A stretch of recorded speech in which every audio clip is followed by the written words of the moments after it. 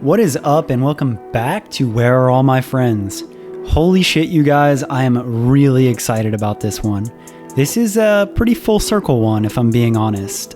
With me this week is Johnny Minardi. Johnny now works at Elektra Music Group, which is fueled by Ramen, Roadrunner Records, amongst several others. But before that, Johnny worked at Equal Vision, and we met at that time when we were working together, and I've kind of named him my mentor. Like, we kind of started saying it as like a joke, but to be honest, I've learned a ton about what I know in music from this man. So he's been a very close friend of mine. He's taught me a ton. He's always been there, and he's extremely fucking good at what he does and knows a whole lot, has worked on every side of music, and God, this episode is just so good, and there's so many gems. I don't know. I wanted to wait to do it to make sure that I felt good about the podcast, just because his story is so important to me and he's done so much. So with that said, this episode is a little bit longer. This episode hits 2 hours. I promise you it is worth it. He just has such a crazy story. He has such a good story and has done so much that it just took that much time to like get into those details and to properly tell the story. So you learn a lot about his early days. You learn a lot about what got him into it. He was a part of the most magical Chicago music scene ever, like in the times of like Fall Out Boy coming up and all of like the Fueled by Ramen bands from there. Like, we get into that. We also then get into, just like his whole path, but also at the end, we get into a lot of like actionable items and things that you can do as either an artist or somebody working on the industry side to get better and to improve and to get noticed in the right ways. So not only does he have a really crazy cool story, he also has really crazy cool advice and like actionable things to take away from this. So I do apologize for a slightly longer episode, but damn it, do I promise it is worth it. So I'll try to keep the intro as short as possible, just because I really do want to crack into it. Like I always say, if you do like the episode, please share it on social media. That is the most helpful way to spread the podcast, to help me grow it, all that good stuff. So screenshots, sharing on Twitter, Instagram, whatever you want to do, that's the move. I'm Andrew at Andrew_FTW, and he is at Johnny Minardi on everything. So with that, let's get into it. Where are all my friends? Enjoy.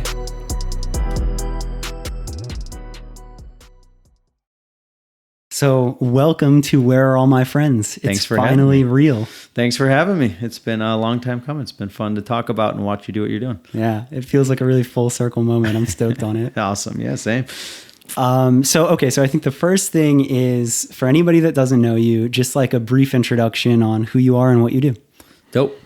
My name is Johnny Minardi. I started a record label when I was 18. Well, before that, I started street teaming for a ton of bands when I was like 13, 14, just junior high and high school. And I was the kid always finding music and showing all my friends and passing out samplers and stickers and cassettes and CDs and whatever, any companies. I signed up for everything. So I just basically got way too much stuff, and I was just that kid at school, so it was fun. And then when I was 18, I found a couple local bands, and I just said, fuck it, I want to figure out how to put these bands out. And I didn't know anything and dove in, had fun for like 3.5 years, and signed a bunch of stuff that was very local, but then it kind of expanded, and it was bands like Hidden in Plain View and Gatsby's American Dream and Academy Is, and all three of them went on to other bigger labels. So I was starting to kind of meet other labels, and at the time, Academy Is signed to Fueled by Ramen, which then I went with and had a great relationship with the owner. So I moved down to Tampa, worked with him for 8 years, not all in Tampa. They moved from Tampa to New York. I moved back to Chicago, but I worked at Fueled by Ramen for 8 years. He left, and then in that interim, I left and started a management company, Self-Titled Management, which I still do today. That was 2012, so it's coming up on 7 years this October, which is crazy. And then in the meantime of that, a couple of years later, I started working at Equal Vision Records and was there for a little over 2 years. And just now, about 2 years ago, I'm back at Field Bar Ramen with the Electro Music Group and Roadrunner and a few other labels in the label family. So that is kind of the really quick version of the last, what is that now? Like 20 plus years-ish at this point. Crazy. So good companies though. Yeah. So, okay. So there it is. That's the intro of it. And then take me back to the early days of like the simplest question. Where are you from?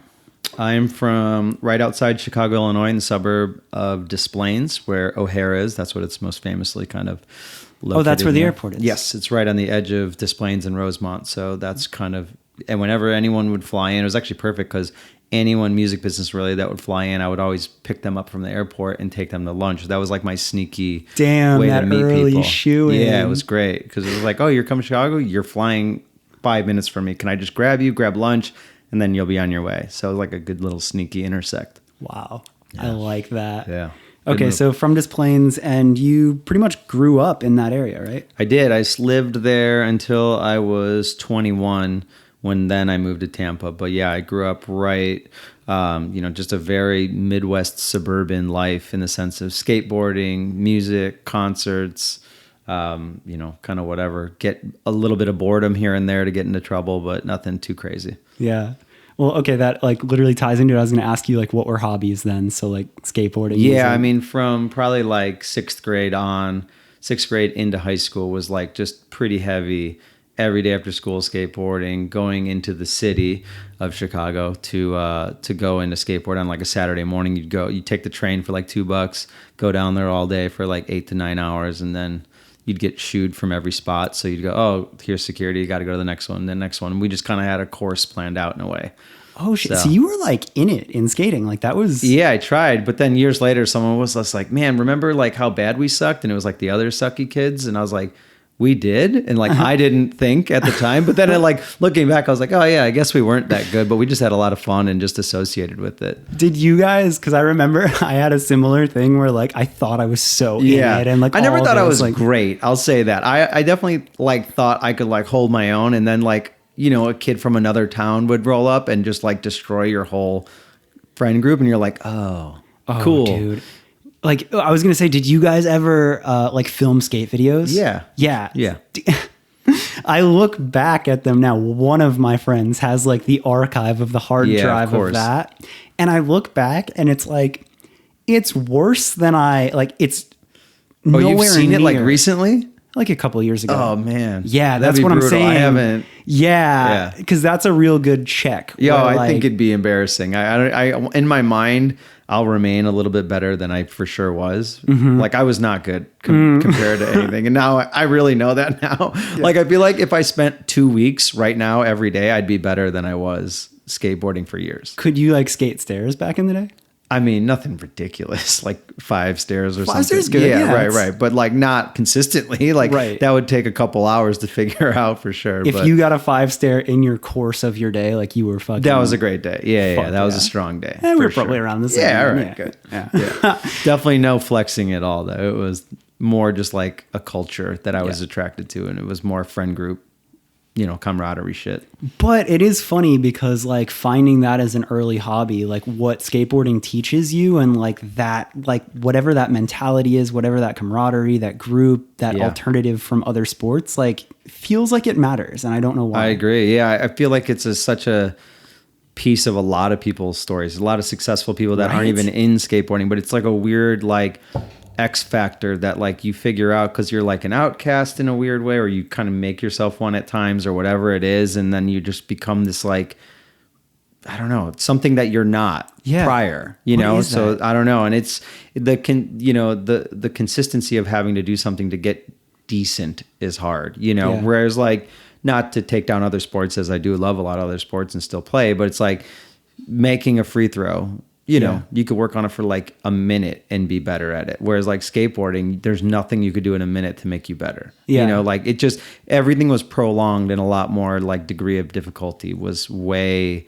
and then it was like a fear thing too, where you're like, I'm not fucking trying that thing. Like that's crazy. Yeah. And then you have to like I remember the fear of dropping in the first time. Totally. Like, That was like everyone's like breaking moment, I feel like. And then your friend did it, so they try to convince you how easy it was, and you're like, no, it's still hard. Yeah. I'm still not excited at all. Yeah. And then you do it once, you're like, oh, I'm a god. I know exactly what I'm doing. I'm a fucking God. Like, go ahead, load me up. Where's the 12-footer? And you're just like, that is too real. Yeah, that's a funny moment. Oh my God. Okay, so so that was like an early hobby with skateboarding. Yep. And then where does that evolve to? Like, you go from skateboarding into music, or like? Yeah, and this whole time while skateboarding, I was kind of, like I said, street teaming. And I remember getting invited to a concert early on, probably in late elementary school.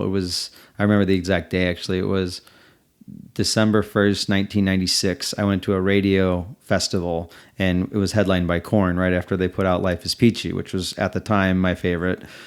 This explains new metal Johnny. Totally. But at the same show, it was like Weezer and Bloodhound Gang and Fiona Apple. It was like one of those radio, very strange, 10-band bills. They each played like 25 minutes, I'm sure. Yeah. So that was the first show, and I was just so confused at whoa, this is awesome. Like, people get to do this. Like, it was one of those eye-opening moments. And then I think a friend in 7th grade asked me to go see Smashing Pumpkins, and I didn't go because it was sold out. And at the time, you didn't know how to get tickets if it was sold out. Even when it wasn't sold out, it was hard to figure out how to get tickets at the time. Oddly enough, funny to think about. It was crazy because it was he invited me. He's like, yo, I know someone that could get tickets to this show. And that, think about someone saying that to you right now. That makes no sense. But at the time, I was like, what? And I would tell my friends, be like, yo, he knows someone that could get us into the show. Holy shit. Yeah, it was a really strange moment where you're like, oh, I guess you're not really taught that you could just walk up and buy tickets. Yeah. So it's a weird thing. So, and then I was like, well, what time does it start? Asking all these questions. And he was like, well, usually they bring out an opening band. I'm like, what? You get to see more than one band? It made no sense. So it was this weird thing to me that finally, I didn't go to that show, but then I started getting invited to other shows and go see all these, I went to obviously if you follow me on any Instagram or whatever, it's I went to so many new metal shows, and that was just my shit. It was just my high school buddies and everything. One of our parents would take us, drop us off, pick us up a couple hours later. Yeah. Be very concerned because the people that go to those shows alarmed our parents, to say the least. But we had a lot of fun, and it was just great. It was really good. And then on Halloween 1998, my friends dragged me to see Less Than Jake at the Metro, which they played 2 shows. They played a matinee and a late night show because they were just killing it at that time. So I went to that, and I walked in and was like, this is so different. This is a different crowd. Was it a different? Was it a club-sized venue? Yeah, it was Metro. So it was 1,000 cap room. This was the first lesser no, because I did see Incubus at that same venue 5 years earlier or something. So whatever it was, though, the difference in people were younger and just more people that looked like me versus people that would dress up like crazy fucking circus characters or whatever at a show, So it was a moment. And then I heard about Fireside Bowl and all these smaller venues that were more punk and whatever you want to call it at the time. And you'd go there, and I had no clue how any of it worked. So I just kind of got deeper and deeper into that culture where I go see a show and there was 4 bands. I thought if all 4 bands were playing, then the headliner that I liked must have really liked them. So I would buy all of their records. I literally would go to the show and go up to the merch booth and buy a record from each of them. You're the perfect fan. It was the best. And I didn't know, the first probably 10 shows I did that. Wow. So, and then I was like, I'm spending so much money at these shows. I can't do this. I would go up to the band. I remember Whippersnapper, who actually ended up on Fueled by Ramen, a record or 2 after I saw them open for, I think, the Lawrence Arms or something. And I went up to their merch guy, which is probably just their buddy or one of the band members, I guess. I don't even really know. And I was like, which one should I buy? And he was like, what do you mean? Because they had 4 records out. And I was like, well, which one's the best one? And I'm asking the artist probably. And then I was just like, well, I'm going to buy one, but I don't know which one. And I have no idea what you guys even sound like. So what's the best entry point?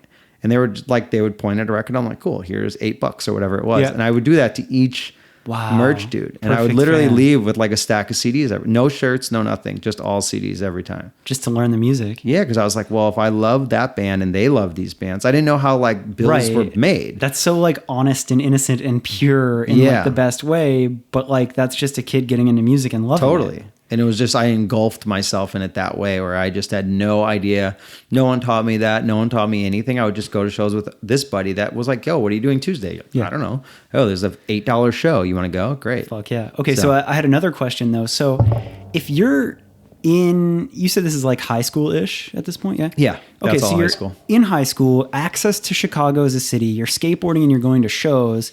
That could be a parent's nightmare because like those things could lead to like you running with like sketchy crowds and whatever. And I for sure probably did. Like, I was going to say like I bumped into a lot of those crowds. Were you like a good kid? Yeah, I think early on my parents and I had a very good understanding of what was safe versus not safe, what their expectations of me were, but also like the freedom to figure it out myself. And like even like drugs and alcohol in my house were like very openly talked about, in a sense of like my mom would talk to me about stories when she was growing up and was like, I understand you might do this, you might do that, but you never drive, you never do this. And it was just like, oh shit. It was just like this honest thing to where then I felt like, well, they're not lying to me like most other parents are, where they're like, I never did this, don't do anything. And so then all my friends got like scared into doing stuff in a weird way, if that makes sense. Yeah, no, I can relate to that because my parents kind of gave me that freedom as well. Yeah. And I just, once it was like a freedom, I kind of had not much interest in it. Yeah. Like I drank at an early age, but I definitely did no drugs until like my 20s. And I say that when I said like I smoked weed a few times. Yeah. Like it was definitely not like anything beyond that. So it's like once the freedom was there for me, it was a very interesting, like, I don't know. It wasn't like my friends did it to rebel, but like I almost was like, well, my parents kind of told me all about this shit and it's not that exciting. And yeah, and almost, I mean, if it's anything like my story, like when you know you have that freedom, you almost like respect your parents because you see the sketchy kids when you're out skating and you see like what kind of trouble you could get into and you're like, damn, my parents are down for me to do this. Like, I don't want to fuck this up. Like they never questioned it. Yeah. Ever. So like I almost didn't do shit just out of like I don't want to fuck this up because I like the good part of this and I don't care about the and they never asked me too many questions. Like they would catch me every now and again having like alcohol in my room or something, and then like I would get in trouble for it and like it would get figured out, it'd be fine. But it was never like this like you're going to boarding school or like fucking crazy. Like it was just like, look, don't be an idiot. Like you got your priorities, you have to keep your job, you have to go to school, you have to do these things, and like just do them however you need to get through them, like do them, so it was interesting time. But there's freedom for sure. Okay, that paints the picture. Yeah. So you're going to high school, skating, going to shows, and then what is the next piece of the story of you get to the point of starting your own label? Am I missing anything before you get to there? No, that's a lot of it. I mean, like I said, I was tied into just like finding stuff or like whatever in that regard. But I feel like when I graduated high school, I started working at a record store. So I just like kind of, again, continued to immerse myself in different aspects of everything. And while working there, like I would see like local bands come in and shuffle their CDs and go, hey, can you, we play up the road all the time. Can you guys take 3 CDs on, I forget what they used to call it. And just say like, as you sell them, we'll come pick up our cut of it. It's like, oh, okay, cool. And I was like, that's so weird. Like that band put out their own CD. Like it never made sense to me. Like I didn't understand the rules of like record labels or any of it. So then when I worked at the store, we got all this information, whether it be like, here's a one sheet for the new Over It record. And here's a promo copy of the new Lucky Boys Confusion record, which is a Chicago band. And, it's like all these things where I was like learning like, oh, these labels want us to like it. So then we stock it and we tell people about it when they come. So I was like learning the different like levels of how the process works. And I was just like, when I was in high school, I made friends with this dude, Tom Conrad, who later went on to be in Academy Is for the first couple of years of their band. Oh shit, okay. So he would always wear shirts like band shirts where it was like Small Brown Bike, Hot Water Music, like Get Up Kids, like all this shit. So I didn't know him, but I would always see his shirts and I would like literally go home, and this is before like Spotify and YouTube even. Yeah. And I would like have to find a way to like find a song by that band. And what year? Probably 2000 or 2001.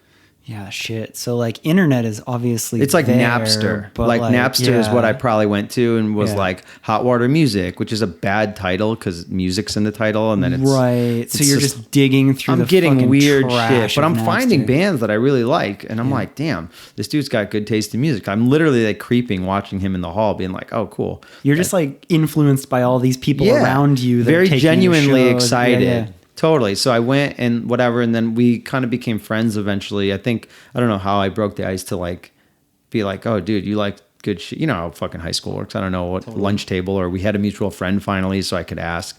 And then he was like, oh yeah, I'm actually in a band, like 504 Plan. I was like, oh, cool. And then he like gave me a CDR of their seat, whatever the latest recordings were. And I was like, I took it home and I legitimately like loved it. Like in the sense where I was like, this is just as good as the bands that I've learned from him. Yeah. So I was like an innocent, like bystander of like watching this cool thing happen. And I was like, dude, like when are you playing next? So I'd go to a show, and eventually like I would go to their practices, and like, I would just start to be like the fifth member of the band, where I was like, all right, so I heard about this show. You guys should probably play it. Like figure out these like very weird, like whatever. And then I'd go with them early, sound check, help them like set up, sell their merch. And eventually they're like, what are you doing this for? I was like, I don't know. I just really like your band. Like I had no expectation or no reason to do it. I just liked it. And I was like, it's weird when you can think about it this way of like, they legitimately were like one of my favorite bands, to where I was like, one of my favorite bands, like I can hang out with. And I could help and just do whatever they need to get bigger. And I didn't understand why. I was like, why aren't labels signing you? And they're like, they would kind of laugh because they've been around music longer than I was, or at least industry side, that whatever you think of it. You just had like this very like genuine, like, this is awesome, so why not this attitude? Yeah. Like, I love this band, so of course I'd help. Totally. Where other people would be like, well, wait, like what about this? Or why aren't you considering this? Like no one ever gave you that doubt. So you were kind of just like, well, this seems right. Yeah, I was like naive in a good way of not having the information. And coming from like the background of street team, to touch back on that, it's like I was always a kid that would find stuff early and then show everyone. So I was like, man, if I showed more people this band, more people would like it because it's good and it's better. It's not just like I'm pushing a band I don't know or care about. It's like legitimately for the first time, I'm like, hey, this band goes to our high school, or like one of them does, and the other ones go to down the street and whatever. And it was like, come to the show Friday. It's $5. Who cares? Just come. And I'd get 5 new people or 12 new people or like whatever minimal amounts. But it was like, they're like, dude, what are you doing? This is crazy. Like I'd like little pieces that would help. And then eventually they were like showing me new songs that they wrote, but they didn't record them yet. And I was like, well, are you going to sign to a label? And they were like, well, we'd love to, but that's, you just don't get record deal. You just got to still do this. And I was like, oh, okay. And none of our friends had signed to a label yet. Right. So we didn't know it like was possible even. Right. Well, especially then too, like internet is less accessible. So like it definitely seems like that was a time of like the label gods. Like totally. It was gatekeeper all day. Yeah. Like there was no access. Find your favorite labels, or you're this people and fucking DM them or whatever. Like that's just not there. Totally. Like, yeah. And then I just approached him and was like, well, if you're not going to sign to a label, why don't I put out your record? Why don't I start a label? And I literally said it without a plan. Yeah. And they were just like, well, what do you mean? I'm like, I don't know. Just let me put it out. And then I'll tell as many people about it. And they were kind of like, I guess that's what a label is when it boils down. So I was like, yeah. So I literally took this. My grandma had like $4,000 set aside for me to go to college in a year. Holy shit. To like go get books or whatever, I don't even know. So instead of going to college, I basically told my parents, hey, I want to use that money and put out my friends' bands. And they were like confused, but also like, all right, you got a year. That's honestly, that's crazy. And that's awesome. Yeah. And they were just like, well, you got a year to figure it out. And if not, then you go get a job. And I was like, okay. Wow. So it was a strange kind of like couple weeks, I'm sure, that I don't remember exactly the day and day of it, but they were really supportive. And so then I did it. And even with them, like I learned everything. I was like calling Best Buys and I was like, how do I get my band's record in your stores? And they're like, they would all laugh because it's like a kid at like the local one where he's like, dude, we get them sent to us. I don't even know what you're talking about. Yeah. Okay. So I completely get like that perfectly naive in like the good way. But like you're still a human, and like there had to have been points where like you're calling Best Buy, they're laughing at you. Like there had to have been points where you were like discouraged, or you're like, what is this? Like, did you run into that, or did you were you truly just that fired up where you're like, I don't give a fuck, I'll just keep calling? I just called the next one, and then I just called like, I would watch other bands at our level, or not our, I say our, but I'd say like local band level that took a step and figure out the link between the two. That was like, okay, that band wasn't selling anything. And then all of a sudden I heard of them. How did that happen? So I would call like whatever distributor that I found that was like, what do you do? Yeah. What would you buy 10 of my records and give them to stores or whatever? Yeah. And then the pivotal point was a band called Knockout from Chicago that we were all very close with. And the drummer, Damar, is now in Plain White Tees, and he's been in the band forever. Okay. So they signed, I was working at the record store still, and they signed to Fearless Records. Wow. And this was a local band that we had played, the 504 Plan had played probably like 20 to 30 shows with. So you know they what I were mean? homies, they or were just close. like almost brother bands, if there was such a thing as there is. When they signed, we all kind of were like, no fucking way. And it was like a thing where like I could then tell my parents or my friends like, hey, look, our friends band that we play with, we're on the same flyer here, here, here, and here. Like they just got signed. Like we're onto something. Like this is like happening for someone that we know. So then they went in and they actually recorded their record with Sean O'Keefe and like Patrick from Fall Out Boy sang a bunch of harmonies on the record. So it's like we were all starting to like grow into this area of like this real scene where it was like the Knights of Columbus stuff. Other Fireside. question. Yep. Okay. The people that you just mentioned there, that's a very special amount of, that's a collection of people. Yeah. Like you're saying, like Fallout, like Patrick from Fall Out Boy is singing on it. Yep. What was his name that drummed in Plain White Tees? Damar. Yeah. Damar there. And like, obviously that band like went on to be Plain White Tees. You have like this very special roster or like collection of people that have now gone on to do crazy shit. Right. At that time, did it feel like it was like something special, or that maybe those people would go on to do? There was a switch, but early, no. I mean, they were playing skate parks to 12 people. Like it was all of those bands. You know what I mean? So it's like we just literally were having fun, and then you'd meet up with another band and be like, hey, let's go play 3 shows together somehow. Like, and then I would call like something in Milwaukee, whatever venue, to be like, hey, I have 2 bands that want to come up. Do you have 2 Milwaukee bands they could play with? And like you just set up a terrible tour. So it was just people doing what they loved. Yeah, there wasn't and it was really just much like thought. all like-minded, all trying to build this little Chicago scene.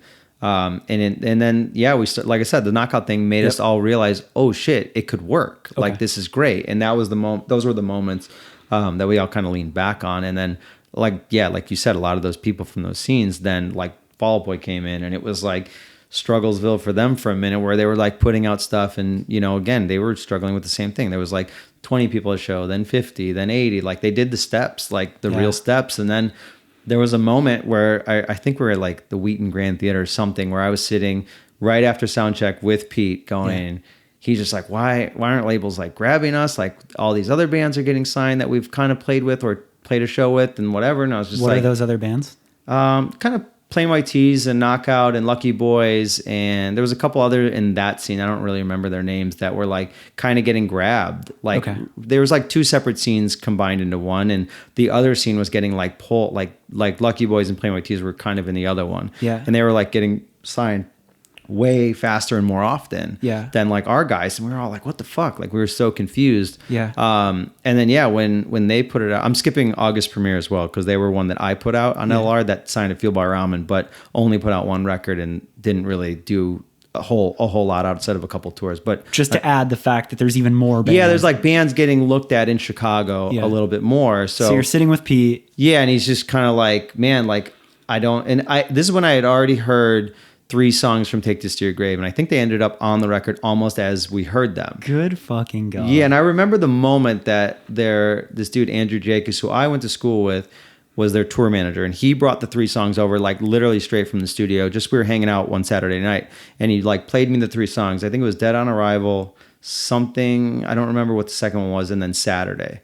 And I remember when he played me Saturday, which they still close every show with, 20 or however many years later, what do you want to call it? Like 17 years later from when I heard it. And he literally played it. And when I heard Patrick go to falsetto and all of it, I was like, I literally sat there and was like, play that again. And then he played it again. And I was like, play that again. And like, I figured out like what the difference is between a local band and a real band, like that moment where I was like, they did it. They found the secret code. Like that's how I felt. So when that happened, my whole brain shifted, where I was like, oh, it's not, you have to do something really special. And the crazy part is they hadn't even been signed yet. Like I remember Militia Group flew out, like all these labels at the time that they were like about to sign to, Drive Through, Epitaph, all of them. And then he was just like, why aren't these labels signing? And I had already heard those songs. I was like, you're fine. Like, don't do anything different. Yeah. Just keep playing shows. And he's smarter to know, like, I'm not the guy that like they almost broke up or whatever. Like, he was very much just like discouraged for a moment, but like he thought he knew what he had. And like, it was kind of that moment where I was like, dude, you're fine. Don't do anything different. Yeah. Like, just keep going. Those songs when people hear those 3, it's over. Yeah. And then at the time too, we agreed that I was going to put those 3 out with a knockout split. Oh. And then like 3 months later, we agreed to it before they recorded. And then I heard them and I was like, well, that idea's gone. You like, already knew. I was like, it's over. And I'm not going to hold you to that. Like, go wherever you're going and you have to go. Yeah. And so once that happened, like the FBR thing and the Island thing and all the stuff happened with Take This to Your Grave, it was like, I would call Fuel by Ramen because I knew him just through August Premiere. Yeah. And I was like, yo, when this Fall Out Boy record comes out, you're going to sell like 10,000 copies first week. And they laughed at me because they were like, you don't understand. The most we've ever sold in a first week is like 400 ever at the label. Right. So I was like, that's a crazy thing for Fueled by Ramen to say. It's funny to think back now, but I was very much like, you don't understand what's happening with this band and like whatever. And it came out and I think it sold like 1,800 copies first week. So it like more than like quadrupled their best. And they like called, they're like, you were off, but that was crazy. I was like, yeah, this is crazy. Like, you don't know, like you've seen one show at the Metro or something. Yeah. But like, this is years of watching this thing. Yeah. Like you were just so in it from the core that you could just feel this like craziness happening. Wow. Yeah. Okay. So, and in that time, so LLR is developing. Right. And I know a couple pieces because you and I have talked about this, but you're signing bands and just doing what you do, grinding away, promoting it wherever you can. It's fine. And then the Academy is not called The Academy Is. No, not yet. And is Tony involved with LLR? So LLR went through a few iterations, which is actually funny to look back on. Like, I started it myself, and I was always the guy that wanted like a teammate. Like, I, for some reason, just didn't have like the confidence to be like, I do this, I'll call everyone. I always wanted like a partner. Yeah. So I brought in a couple friends, Sean Van Vliet, who you've probably met. Oh, yeah. Sean Cummings, who's another one from Des Plaines. All kids I grew up with. Literally everyone from Des Plaines that I'm about to name. So, and that was cool. They were kind of bouncing in or out. I don't think they had as much interest, or like I was going to like, let's call it 100 shows a year. They'd go to like 3. Like, they just liked it, but it wasn't like their passion. They were just like, this is cool though, what you're doing. Yeah. But it was always kind of like my thing, and they would just like help and want to get involved or whatever. No one ever really put money in or anything like that outside of me. And then years later, Tony and I used to be really close. In like grade school, we would go to like baseball card trading shows and like trade like VHS bootlegs of like Korn and Limp Bizkit shows, like real deep. Like, we would just start like really silly businesses all the time. Yes. So like, but in high school, he got really into like a car scene, which you obviously know I've now. nerded out with him heavy on that. So him and I were close still, but not like that as close as, you know. Where you doubled down on music, he doubled down on cars. Totally. Yeah. But then we like kind of randomly started hanging out a little bit more again through whatever friendships or whatever. Yep. And that was kind of showing him stuff, and he like lit up. Like, he totally like understood it, and like he was actually kind of still living the culture, or like wanting to, and then kind of came full back in, and it was like perfect partner for everything, because he had such a different mindset of like how business operates, and like, you know, we liked all the same music, so it wasn't ever a conversation. But he was always just like, we're spending too much money. I'm like, we have to. This is how it works. You have to like go. I mean, we've spent so much dumb money. Like, it's unreal. Like, if we talked about it now, I mean, everyone thought we were killing it with our releases. We were like I think it was just under $30,000 in credit card debt. Yeah. Like, legit. And we were like 20 grand under. And Gatsby's American Dream, who was one of our favorite bands, like, we approached them, and they were like, we connected, and they're like, yeah, can you put out our next record? And we're like, holy shit. We thought they were joking, honestly. And then I was like, well, when a band like that asks you, you don't say no, you just figure it out. So we like opened 2 more credit cards and just went for it. It had no plan, just went for it. I think that, and like, of course that'll evolve in the story, but like, I just think that point is so important, because like I don't know if fearlessly, but like, you took a crazy risk and you just no plan went into that much debt because you were that excited about it. And like, I feel like that ties in as a theme about a lot of things, but that's crazy. And I also love, like, I feel like Tony is that balance of like seeing you guys together in person now. And Tony ended up back in music and has gone on to tour manage artists, and that is his professional career. Totally. He's so good at what he does. The business side, like he absolutely, he was the best I've ever met at it. So he would keep me in check, and then I would push back, and then we'd find a middle ground of like, fine, fuck it. Yeah. What's the worst that could happen? So when you go into that 30, is he just like stressed? I mean, he's just like a... I do remember one time we lived together throughout all of this. And I remember one day he literally had a spreadsheet on his laptop that he like showed me all of our credit cards. And I was just like, what? That's all? We owe all that? And it was like a moment where he's like, that's what I've been telling you. It was like that business guy that like I wasn't listening to, because I was just like, well, we have to. This band's great. We have to figure it out. You just go. You just go. And everything in music is like 6 months delayed at the best. You know, if I sold 500 Academy records, I wasn't seeing that money if I'm lucky for 6 months, let alone if you're ever seeing it, because everyone's shady, like distributors and you know all the other companies. So it's not like you just get your Spotify royalties. Yeah, it's not a monthly PayPal. TuneCore situation where it just drops in like 2 months after you sold it. It's not. Yeah. And then you'd get returns. So like our distributor would owe us like $6,000, but then they'd be like, oh, hey, but we got a ton of returns, so we're charging back $5,000. So here's $1,000, and you're like, well, what the fuck? Yeah, like fuck. It's moments that again no one teaches you because we didn't know anything. Yeah. But yeah, we got really lucky too. Actually, there's a moment when we were doing that. Richard and Stephanie from Drive Thru, we reached out to, and they like literally were like, if you come out here for a week, you could literally shadow us and just learn from our label. And it was our favorite label, Drive Thru Records. That is unreal that they did that. It's crazy. I think about it all the time, and I still see them all the time and literally tell them that story, and they're just like, that's so crazy. So we literally learned from them and asked them every question. We were so annoying. Like we were the most annoying people that they would put us to work. We interned like basically for a week, like crash course and internship. You drove Tony's Integra or my Integra, out to California. And Sean Cummings, one of the other original dudes, we drove out to California for a week and just like hung. And previous to that, I flew out with the drummer of 504 Plan like a year prior for the same trip. They let us do it twice.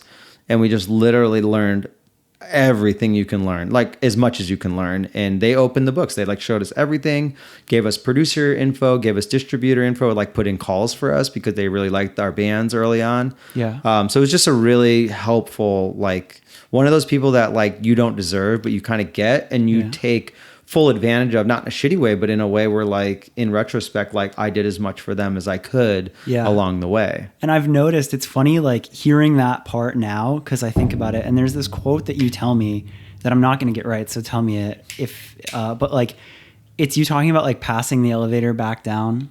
Yeah, it's actually a Kevin Spacey thing, which is obviously a no to talk about at this point. But he basically said something like, when people make it in Hollywood, you could always tell what kind of person they are if they send the elevator back down. And it was like a moment that like was so effective to me to understand the simplicity of that, where it's like taking the time to answer people, you know, as best you can. Because there's definitely times where I'm like, now even I'm like, you're being the guy now, you're being the douchebag. But there's times where I'm like, I literally am struggling to get everything that I actually need to get done by the end of today. Yeah. So I can't take time to listen to these 7 bands that DM'd me or whatever. So, but the elevator back down thing, it's like, I feel like that your first experience of that, or one of the first real ones, was Richard and Stephanie. 100% was. And it's cool because like, yeah, okay, maybe you can't listen to every demo in a day, but like I have consistently watched you achieve new things and grow, yet consistently pass that elevator back down. Yeah, awesome. So like, that's cool that maybe they were the ones that they for sure were. That. 100% were the people, because it was like, again, that moment, the first moment I walked into the first drive-through office that I ever did, when I got to California for the first time ever, I remember that feeling of like within 5 seconds being like, I'm doing this the rest of my life. It was the exact moment. And I remember they had on the window, they had a clingy poster thing that like record stores would hang, and it had the Blink-182 take off your pants and jacket promo photo and like this record coming soon. And I was just like, because they were very friendly with them, and Blink took out Phoenix TX, which was like the first drive-through band to ever blow up. And then I walked in and it was just like piles of like Finch posters or Starting Line or like all these bands that I just loved. And it was like, this is like Disney World to me. Like it felt like, and then they let us go, and we worked for a week, and then at the last day, they let us go into their merch warehouse and be like, pick as much stuff as you guys can carry and just bring it out. Yeah. So like we each walked out with like 15 t-shirts of all of our favorite bands. So it was like a moment that I was like, I'm doing this, and the second I can do this for anyone, like I will. Like it was just a really cool, it all clicked. I hope you realize that when I come visit you at your office now, it is that feeling. I hope so. And that's what I love to hear, because it's literally, our new office is mind blowing anyway. Like I feel that way when I go, like, oh, they're going to kick me out soon at some point.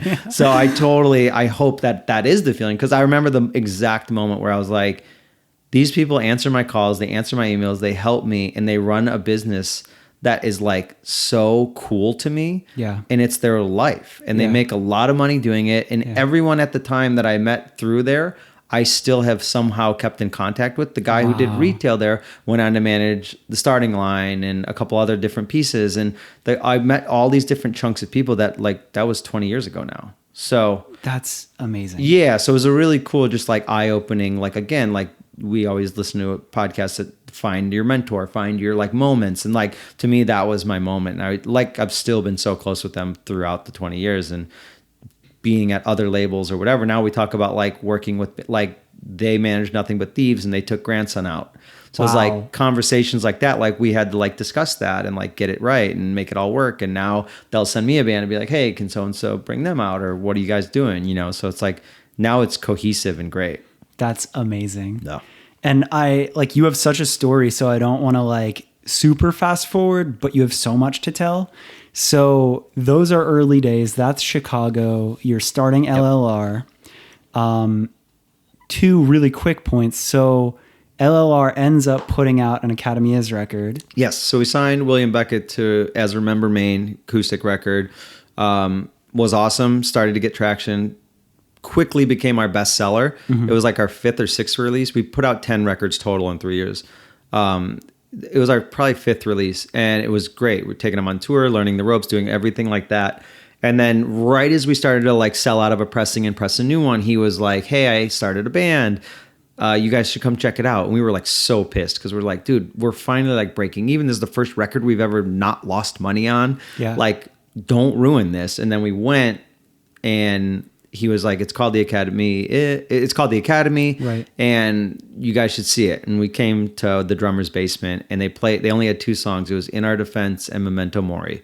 And they played them, I think, like 3 times each, just to like, because that's all they had. So they did this. And after the first time through, I think Tony and I kind of looked at each other. We're like, fuck, it's really good. Like, it was like we wanted to be right, but we were wrong. Yeah. And then like, we had him play it again and then again, and we hung out for a little bit, and then we went our separate ways. I don't know if we had dinner that night or the next night, but like Tony and I talked about it. We're like, obviously, run it up, credit cards. Like, here it goes. This is it. This is obviously what we're supposed to do. So yeah, we just convinced them to sign a record deal. We did 3 records with them on the deal, and then we went to a point where that first one was doing so well that Pete Wentz had Decadence, and the first one was it was just called, it was at first the Absolution EP, but it was just an EP. Okay. So it was before Almost Here. Okay. And then John, who ran Fueled by Ramen, flew out to see them open for Fall Out Boy, specifically to see them. So like me, Tony, and then William and Mike from the band lived together at the time, where we were running LLR from. Sick. We were a really tight knit group, and John flew out, stayed on our couch, hung with us for 2 days. And John Janik? Yeah. Stayed on your couch? Yeah, for a whole weekend. Damn it, I love that. Yeah, it's a funny one. And then we literally would just like deep dive into me and Tony's world, into their world, into the band. And then like at the end, he's like, look, I want to sign this band, but like, I know you have them under contract for 2 more records or whatever. And we're like, yeah. And we're like, and here we are, like, we're about to get rich. Yeah. Like, we're going to get bought out. We're going to get a couple $100,000. Like, this is all you hear about, right? Yeah. Like, you only hear those stories at that time. And he was just like, I'm going to level with you. And this is where he's a great negotiator later in life, learning, but also learning that they didn't have a lot of money because they were truly like just breaking Fall Out Boy. And that was the first band that they were making real money off of. So he's like, we don't have the money, but like, we really want to sign him. Like, whatever. Like, it kind of was very weirdly open-ended. And then like the next couple of days in the house was very weird tension, because it was like, here's our 2 best friends that we've worked with for a year and a half, 2 years now, that were like kind of looking at us like, please, you're standing in between us and our dream. Like, how do we work this out? Yeah. So it got to a point where we were like, well, what's this really worth? We're going to have a disgruntled artist for the next 5 years that's probably going to hate us or break up because we're not going to get them big enough to stay. They're all going to have to go to college at some point. So like, whatever. Let's just fucking let them go and do their thing. So we did. It was very hard conversations, but we tore up the contract and said, go do your thing. Just, whatever. Good luck and keep us around. But FBR did buy it out. No. What? It's free. Oh my God. Yeah, we just tore it up. We said, fuck it. Oh my God. Yeah, because we were just like, we're not going to get anything great out of them anyway if they hate us.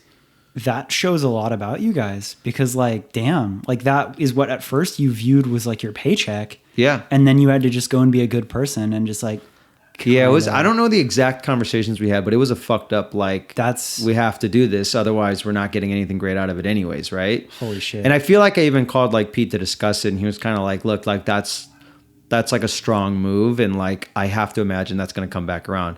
Then that happens. They go make a record. In the meantime, John calls us to offer us jobs to go work at Fuel Bar Ramen and all this other shit. And we kept saying no because we still wanted to do the label. Yeah. Like 3 or 4 separate times we said no. Unreal. Yeah, it was crazy. And then I think even Pete reapproached us and was like, dude, what are you guys doing? And we were like, yeah, I guess you're right. So like we called back and it was like, at the time though, they had asked Tony to be their tour manager. Yeah. So then I took the job, was moving to Florida, and Tony went on to be Academy's tour manager. So that's how we kind of like, that's when we closed down LLR, where we were like, okay, we have to take a step. I was at the time 21. I think Tony was 21 as well. Yeah. So we made the jump and like just had a huge like weight off of our shoulders because we were like, we still owed all that money. Yeah. So that was like on our personal credit cards at that point because we didn't have a real business. So yeah, whatever it was, that was the kind of leap of faith that like ended LLR and projected me into Fuel Bar Ramen and then Tony onto tour managing. Which is crazy. Like what a foreshadowing because like from 21 years old, like Yep. Tony stays tour managing and like has gone on to tour manage Panic at the Disco and Yep. like is the best of the best, like actually. Totally. And you have gone on to continue to climb the ranks of labels. So that crossroads right there at 21. It was a weird one. Yeah. That's so nuts. And It there's was- no way you could have guessed. No, and I that. think it was all just based on like, again, being naive. And I think there was a moment where I was like, this opportunity to go work at a label, like, who am I kidding that like I can do it better than him when I should, the tipping point for me was go and do it. And if it sucks and you hate it and you hate working for someone or it fails as a label in general, you could come back and pick up your label or start a new one. Like you're going to be a little bit smarter than you were when you started anyways. So it was this moment, there was like a safety net of like, if it sucks, then you stop and come back. Yeah. But like, it wasn't like that the first couple phone calls. I was like, fuck him. Like, I'm going to do it my way and like Kind of whatever. just like tunnel vision or whatever. Yeah. And then like, there was a moment actually that I was just sitting there like, I want to like try something. I want to go do anything I can to get to another level of this. Like, I love this. I know that, but I'm signing great bands. It's proof by they're going on to other labels and I'm still not being able to turn a profit. So maybe I'm not cut out for this exact role right now. So go do anything. That could be my college, if you will, and then learn from it. And then like, I got to the like Fuel Bar Ramen at the exact right time. Yes. With all my friends too, because Fall Out Boy was still there. Yep. And Academy was there. And then like Gym Class Heroes was signing there. And I had just seen them play to like 40 kids at like a park district in Chicago. Oh my like God. randomly through the drummer of 504 Plant who found them and my showed Pete God. and I.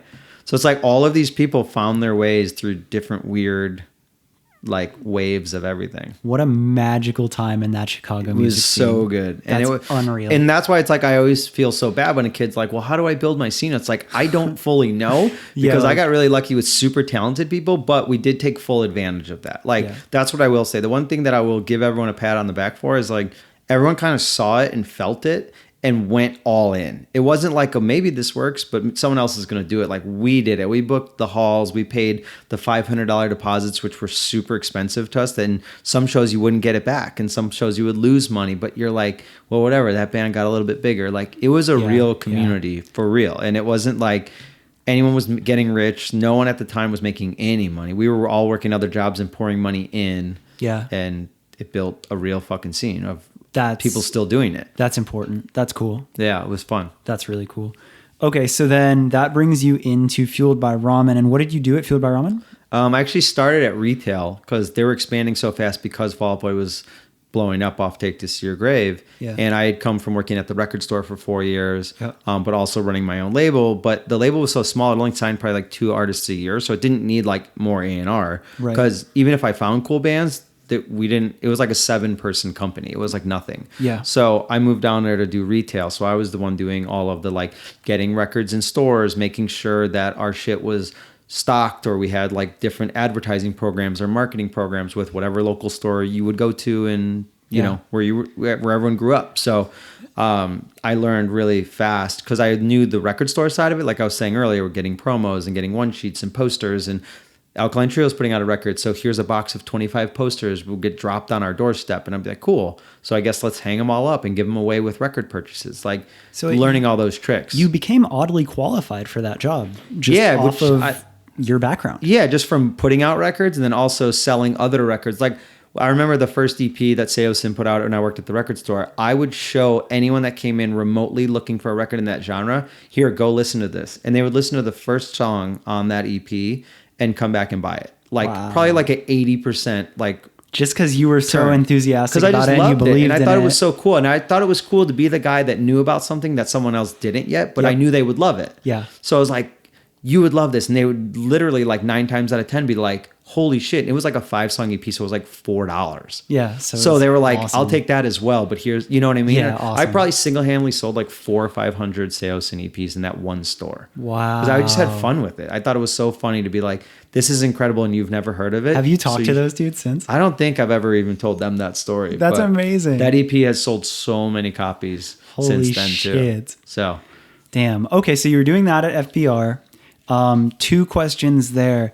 While you're doing that, did it feel like, hell yeah, I love this? Or did you kind of like, were you like, this is cool, but I want to do this? It was another one of those drive-through moments where like just being in the office, waking up and going into an office, especially me moving 1,500 miles from Chicago, like I was in it. I was living it. And I very much was like, oh my God, I get to go into a record label every day.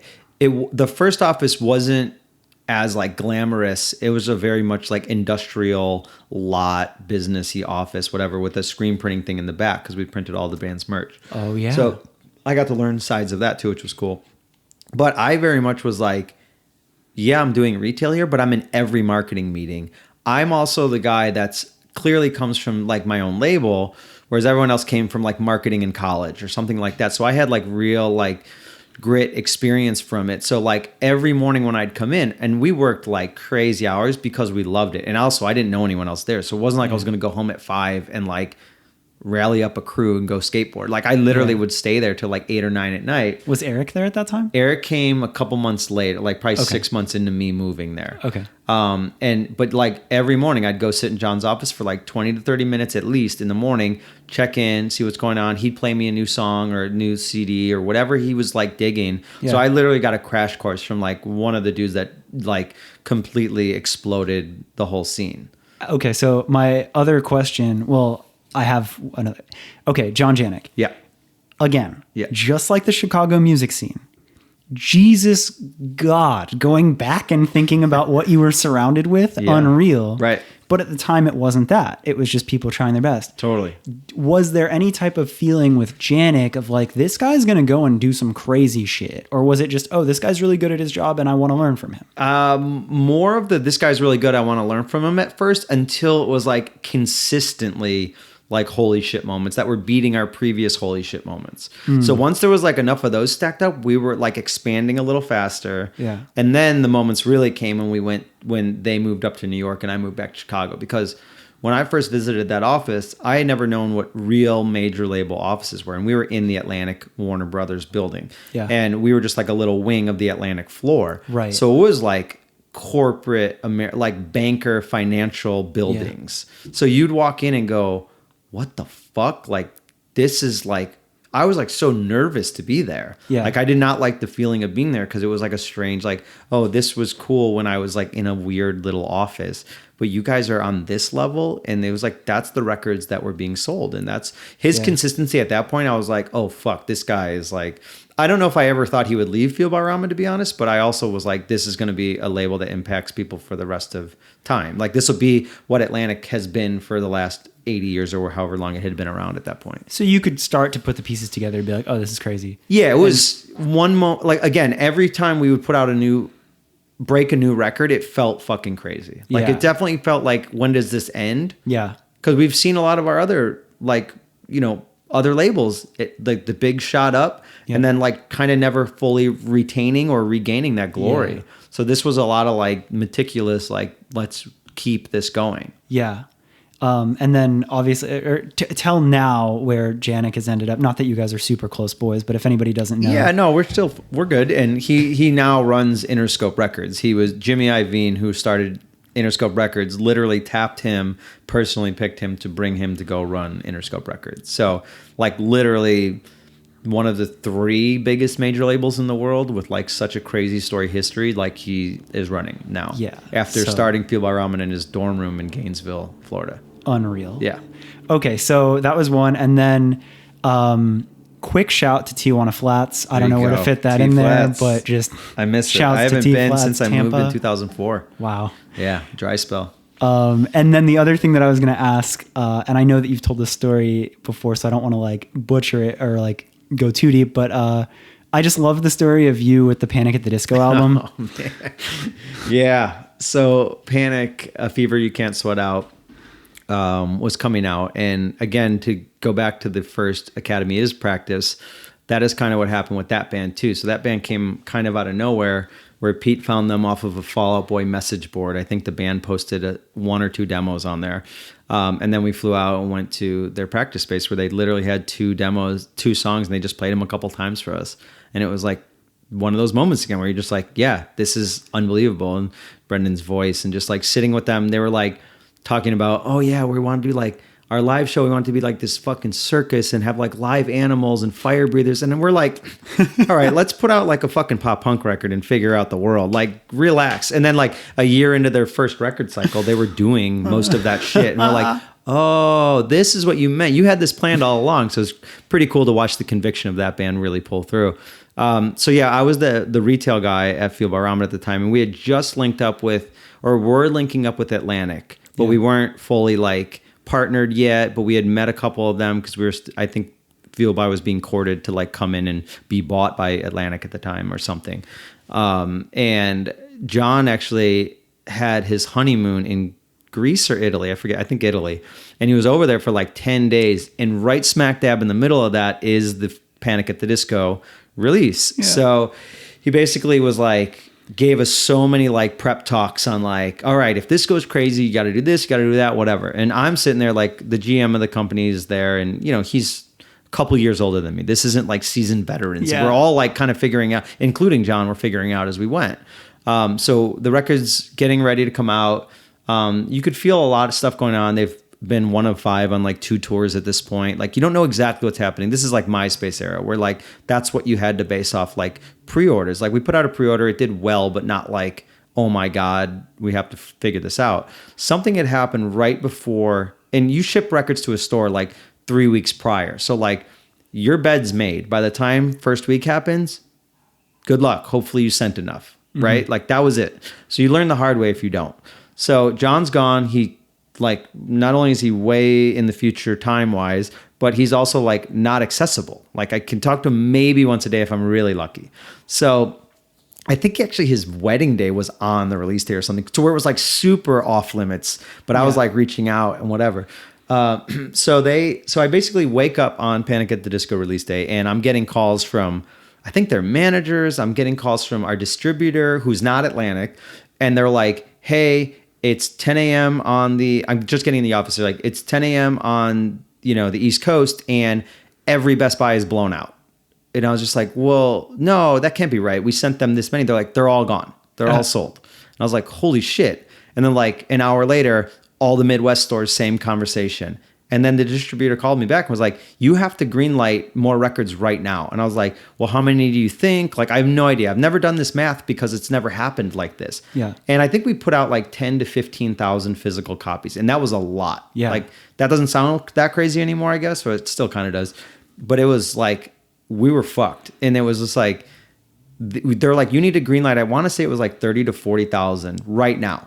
like this second. Otherwise, we're going to miss out on getting these in store. This was a Tuesday. That's when records came out on Tuesday. Yeah. Otherwise, you will not have them in stores for the rest of the first week. If we greenlight it now, we could print them and get them in stores by Thursday, maybe Friday. You will literally save this first week. And I was like, I can't greenlight that. Because if you figure, even if a record costs $2, they're asking me to spend like almost $100,000 at an independent label. It's a lot of money. Like we didn't spend that. The record, I think, cost like $15,000 to make. Yeah. Like it was nothing. So I was like, I can't spend like this much money. I can't do it. And they're like, you literally have to. Like everyone's yelling at me. Management's calling me. Everyone. And then finally I'm like, well, I met this guy, Adam Abramson at Atlantic, which I still work with now, which is amazing. Oh, cool.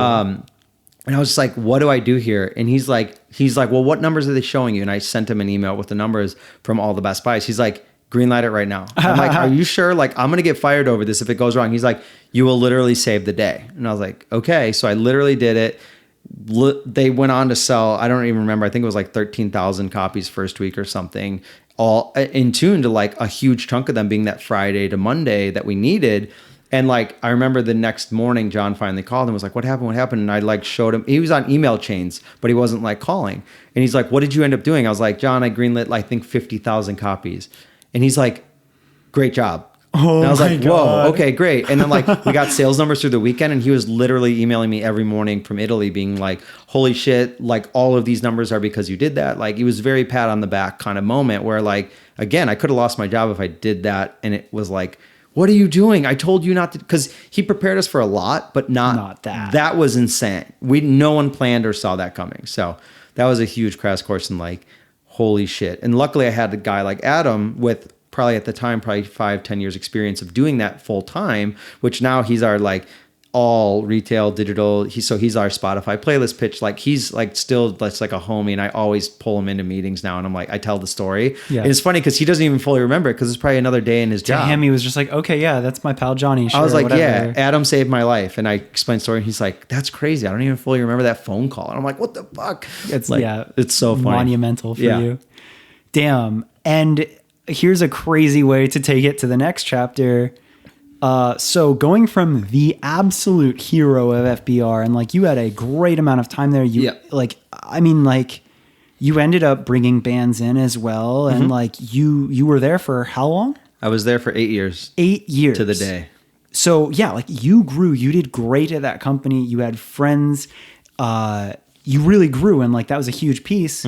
So we'll go from telling that crazy story of saving the day with Panic into you randomly get laid off. Yep. And it was a very weird moment. So John had left the company. And this is obviously years later. It's not like you saved the day and a week later they're like, hey, fuck you. It was 7 years later after that Panic moment. Did I miss anything important in No, that? I mean, my first signed band at FBR was truly like, it was Forgive Dirt, and I brought it in and was like, hey, you should sign this. And John's like, well, you should sign it. And I was like, what do you mean? It was like, that was the transition into like, here, just take a couple small budgets and like do what you did at LLR, but here, because now that's becoming an A&R. Totally, that's me stepping up at FBR, because then he's like, well, so Adam Abramson's going to take over retail now that we're a part of Atlantic, so you should step into more of the A&R and marketing role with me. And I was like, great. So I was literally the only other A&R with him for the next 6.5 years. Yeah. Oh my god. Okay, yeah. So we shouldn't glaze that. No, so I mean that was like the moment that like I got the level up moment with him, where he was like, well, you should sign it. And then I brought in this Providence and Power Space and a couple others, and he's like,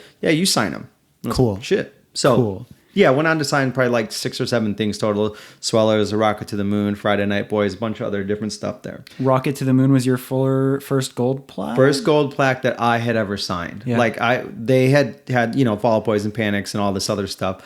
But yeah, that was the first one that I physically brought in myself, and then went, we had a gold single off that, which was awesome. Unreal. Huge moment. Unreal. How did that feel? Oh, it's crazy. I mean, it didn't go gold until like literally 2 years ago. Okay. So like I was gone from there, but it was still like that single taught me everything about like radio, and like that was my first touches of all like other pieces of the industry. So that is important. It was a huge moment. Yeah, absolutely. That band and their like quick trajectory was great for me. Oh, and fuck, I guess I should say too, you started a clothing company that was actually pretty influential and important into the scene which was Snakes and Suits. Yeah, Snakes and Suits. Yeah. And that's during that time. Yeah, as and well. that was, again, Tony and I with our designer buddy, Eric Ryan, who was the kid that actually got me into music and skateboarding. Oh my God. In the first place. So the three of us did Snakes and Suits, I want to say for like 4 years or something like that. And that's during your time That's at during FBR. Fuel by Ramen. Yeah, yeah. And like my full circle moment with that is like by this time now, like I was finding gym class heroes and Fall Out Boy and Panic. And like, that's me getting to music.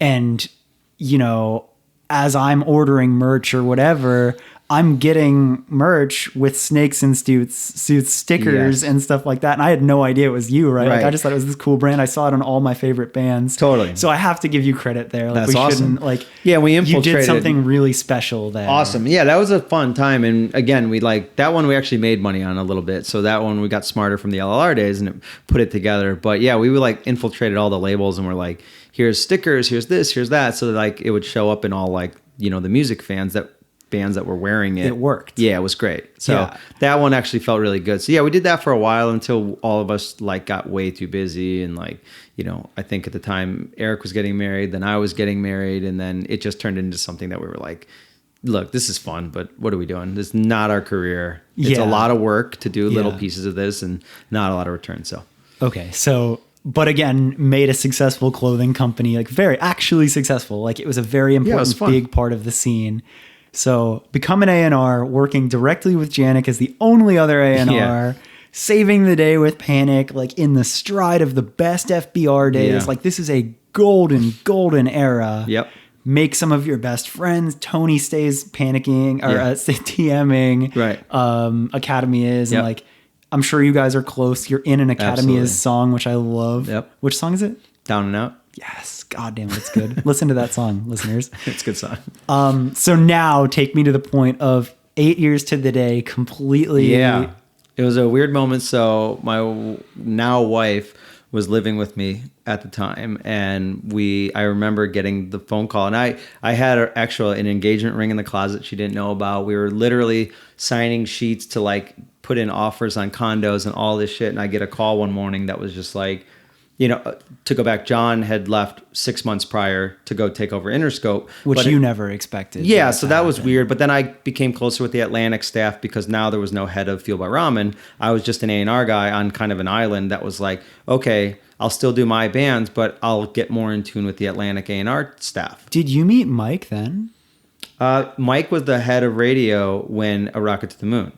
Whoa, cool. So we had known each other like a little bit of like a couple month campaign. Oh, tell listeners who Mike is. Mike Easterlin, who over the last like I guess 5 years was the head president of Fuel by Ramen and Roadrunner, which now is the co-president of the Electro Music Group with Greg Nadell as of 6 months ago in October. Amazing. So yeah, a lot of full circle moments, but again, a good thing to like keep, you know, friends and good relationships going and always do the right thing. Because like if I was a dickhead, you know, we'll get to the part going back to Fuel by Ramen, that conversation would have been pretty short and not happen. So yeah, so okay, so so I get that call where it's like straight up like I was trying to get myself infiltrated into Atlantic. So there was a Sunday night where the CEO of Warner Music, Leor Cohen, up and left. No, surprised everyone. He just was gone from the company. So in a corporation that big, what I'm told, at least, this is all literally what I've been told and know nothing else, is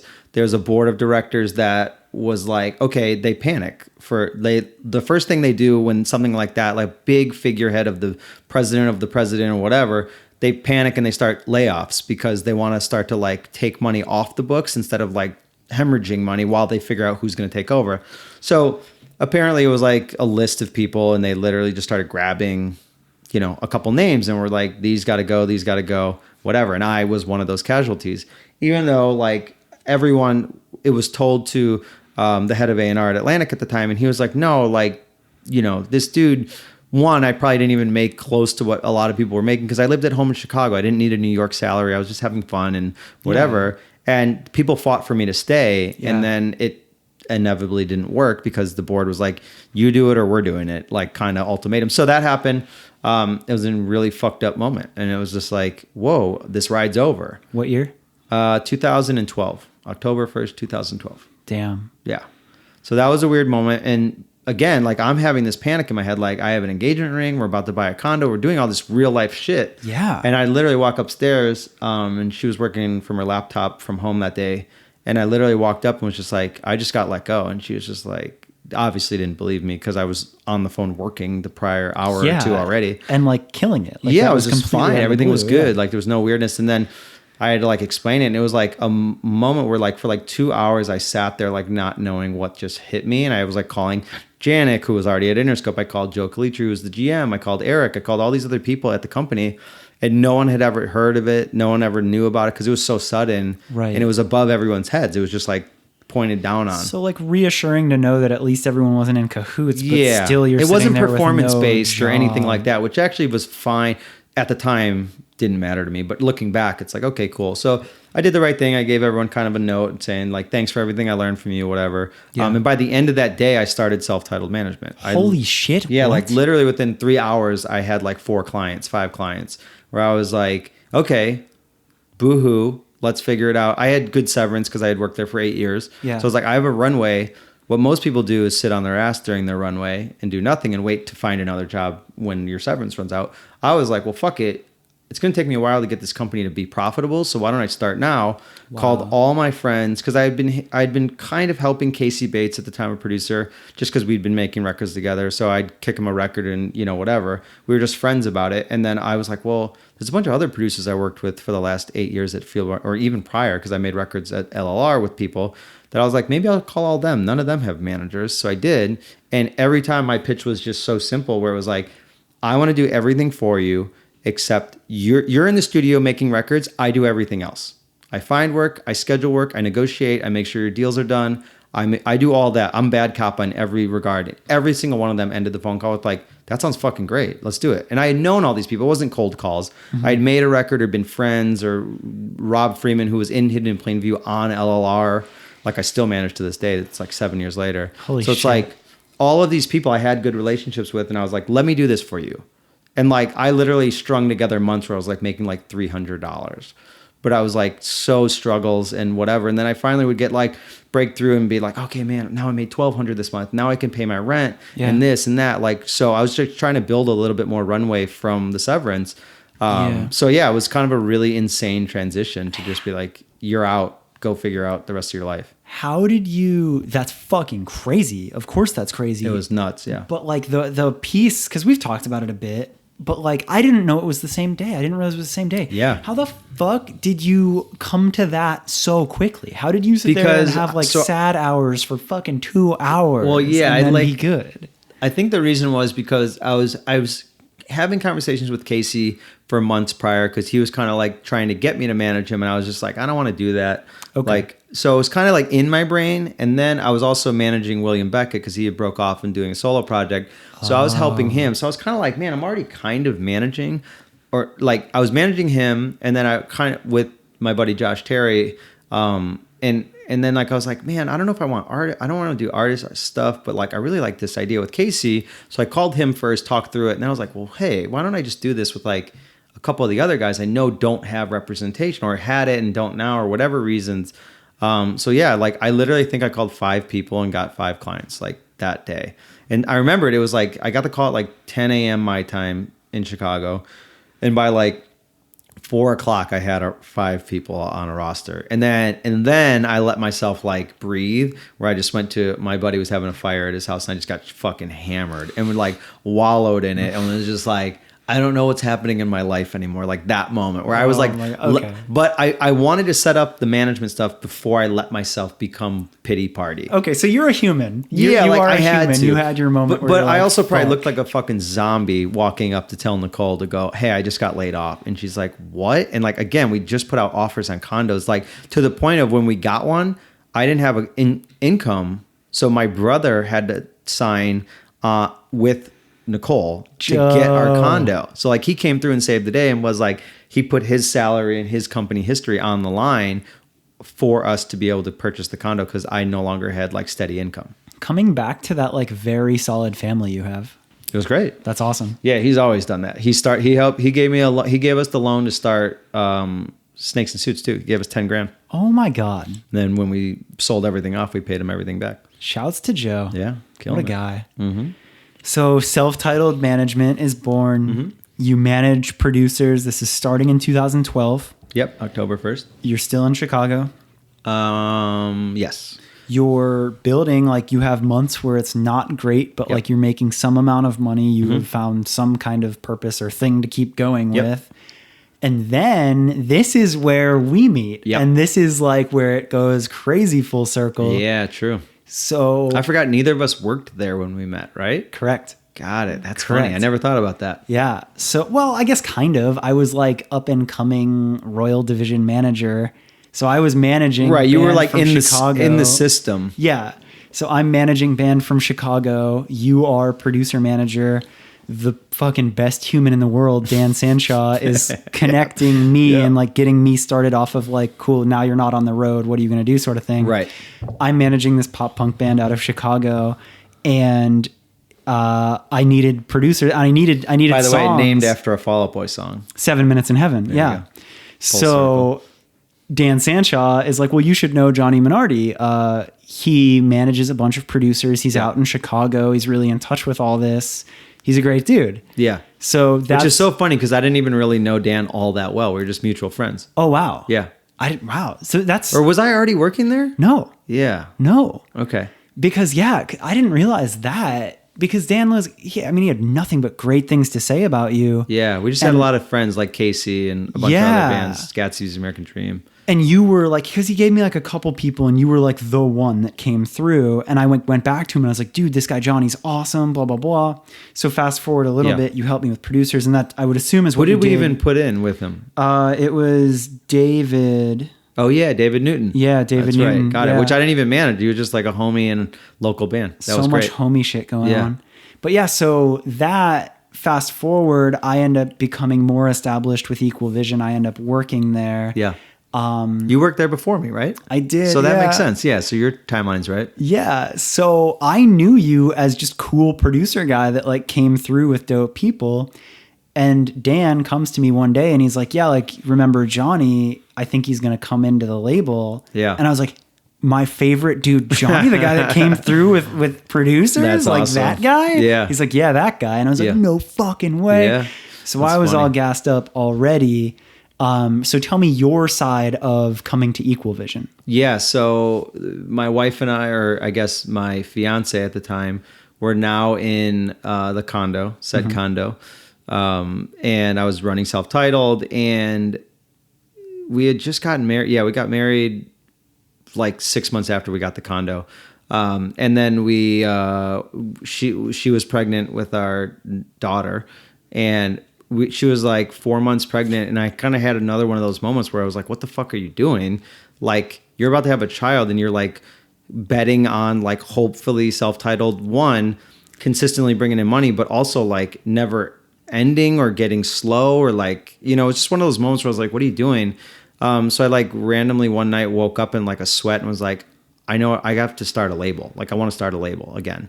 Like, I know I'm watching all these other like labels grow, and I was like, I started a label before some of those labels that now blow up. Like, I could do it now. I have enough knowledge. Let's do it. So I'm like, well, the problem is I need like kind of income, and I don't want to use my credit cards again and do LLR all over again. And I also kind of need insurance, because I don't know if she had insurance, but it wasn't like full family coverage or something like that.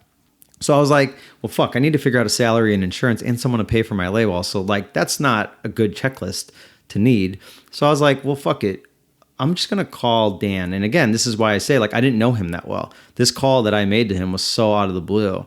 And I just was like, yo, I'm going to start a label. I want it to go through Equal Vision because I know nothing but great things. All of my friends that have been on it or near it speak so highly of you and how you do business. I want to work with you on it. Yeah. And he was just kind of like what any normal person. He's like, oh, interesting. Okay. Can I think about it? And I was like, yeah. And I was like, but also I'm going to need to like a salary and like funding and like insurance. And I didn't have that clout whatsoever. This was me like shooting my shot. Yeah. I was just like, fuck it. What's the worst he could say? No. And then I do it myself or figure out another lane. So he takes like a week and a half, which was excruciating. Like, that was a long period of time. And I was like, waiting and waiting, which by the way, there's a small piece of that I don't even know if you ever knew. I was talking with Marky from Glamour Kills for like 9 months about starting Glamour Kills Records. So I went through business plan after business plan, lists of bands, all of these things that I was already set up to make the call to Dan. So I leaned on some of these plans of like, here's what I'm going to do for my label. I was going to sign these bands to a previous label. It didn't pan out right. But I'm ready to go. Like right now, I've never cashed in favors with some of these artists. Like I'm going to like go for it. Yeah. So when he finally does call me back in a week and a half or so, he says, so I thought about it a lot, and the label idea, unfortunately, is just a no-go. Like, that's just a lot to take on, and like, we have a lot of sub-labels. At the time, they had like a bunch. We had a minute where we had we had more sub-labels than we did bands. Yeah, and it was just strange. So he's like, we just have a lot of those, but like, what I want to bring up is we have the same taste in music. No one's ever told me anything different. Everyone speaks so highly of you and all this stuff that why don't you just sign bands to Equal Vision and come work here? And I was kind of like, I literally had not thought of that. I was like, oh, fuck. Yeah, I love Equal Vision. Like, I literally grew up on Equal Vision bands, all these records, everything. So why don't I just do that? And then, like, we worked it out. And over the next couple of days, he's like, this is what it would look like. This is, you could work from home in Chicago. Just come out here when we need you, whatever. And I was like, well, the eventual plan is for me to be in LA. And whatever. So he's like, great, we're going to open up an office. Francesca's out there. There might be a few others out there eventually. So we have this management company, Royal Division, which you worked for. So he's like, we're going to have an office. So if that's the eventual plan, you could stay in Chicago. You don't have to move to Albany, which for me was a no-go. I would have been a non-starter, much like Tampa and then New York was, and et cetera. So that's how I met Dan. Just a crazy person phone call. Unreal. Yeah. So then that takes us, I want to say that's 2014. That is probably, around there, because someone was born in 2015. Yeah. Yeah, so sometime 2014, middle or end. Yeah. So our full circle moment, I feel like I just knew you as producer guy, and I knew that it was cool, and I was really excited about you coming in, but we hadn't spent that much time together. And I remember like we'd have like our company message chat. Like I remember you starting, and I was in Florida, you're in Chicago. Yeah. Some of them are in New York. Francesca's in California. So like, I'm just excited. Like, I'm like, oh, we got the whole squad. We're, you know, like all around the country.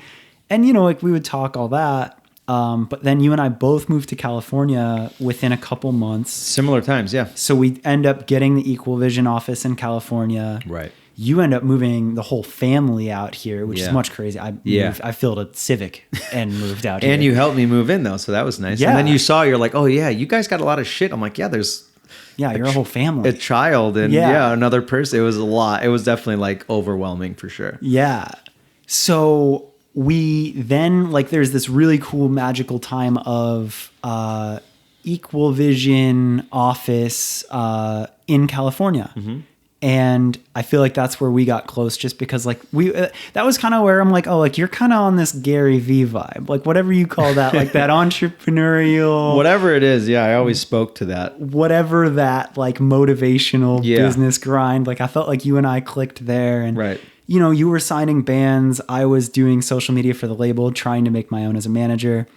And it was like a really special time. We had Francesca Caldera, who's been an A&R there forever. Such a great piece. Like we had a really awesome team there. And you had signed, I don't want to tell too much of your story, but I want to get to Nothing Nowhere, because that shit's fucking crazy. Yeah. But what bands had you signed before Nothing Nowhere? Come and Rest. Yep. Sleep on It. Yep. Probably you worked on a lot of others, though, because you got assigned a lot. Yeah, it was kind of one of those things where, like, if Dan or Francesca was doing something, if Dan was kind of bogged down, I would step in and help on some stuff. Yeah, it wasn't crazy. It was like I was helping on Northern Faces for a minute and a few other pieces. Actually, so that wasn't even like you had signed a ton. It was more like you were getting integrated. Yeah. But then you get sent Nothing Nowhere, right? Yeah, I literally think I saw, like, someone tweet about it. It was really strange. Like someone on my timeline, which I don't even know who at this point, which I wish, because that's a pivotal piece, and I really don't. And then I clicked on it and listened to it. I think I saw a photo which was intriguing to me, and then I followed just kind of like the rabbit hole of clicks, where I ended up at Synergy Artist Management, because he was managed by Avanj and Zach. Got it. And I was like, wait a second, I know Avanj and Zach really well. I'm just going to hit him up. So I asked him, like, what's the deal with this Nothing Nowhere? And I think they sent me nothing unreleased, but they were just like, oh, it's this, blah, blah, blah.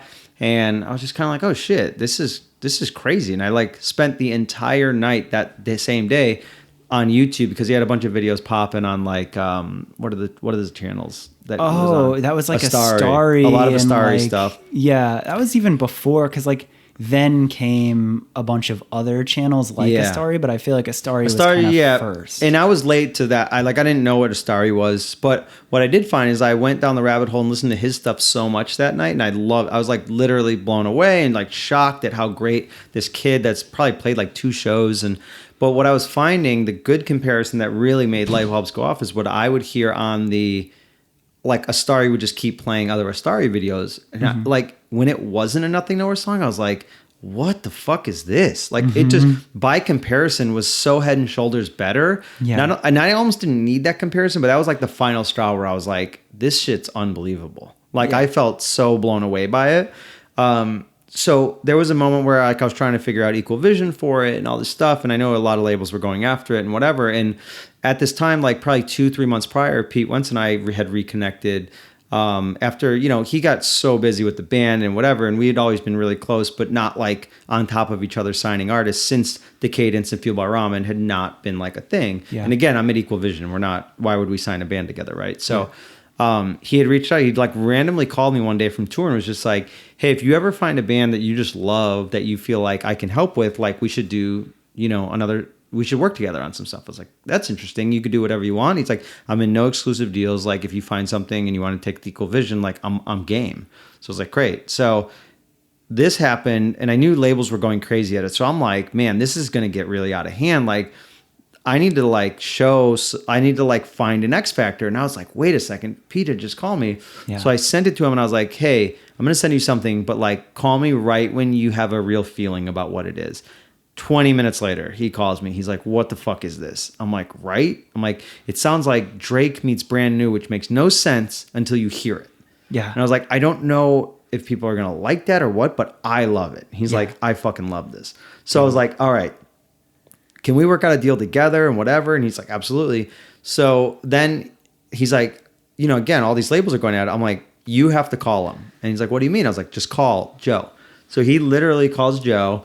And I feel like Joe will tell the story of the first phone call too, that he like at first didn't believe it was him or something. Like it was a very funny. It's like you calling your dad, be like, pretend to be Pete Wentz. Hey, this is totally your hand over your mouth. This is Pete Wentz from Fallout Boy. And it was just like a moment where it was like so funny. And then like I called Joe later that day and I was like, well, how did that go? And he's like, what the fuck? And like it was just really cool moments to watch, So we found a way to make it all work, and that was kind of how that came to be. And that's when my eyes kind of opened up to a lot of shit like that. And in the meantime, we had struck a deal also with Fueled by Ramen, being a part of the Nothing Nowhere story too shortly after. And at that time was just kind of crazy because then it kind of led to the next steps of me going back where we had been working on Nothing Nowhere, me as Equal Vision, Pete as DCD2, and then Mike Easterlin as Fueled by Ramen, the 3 of us all very cohesively together where we were finding the right steps of everything. And then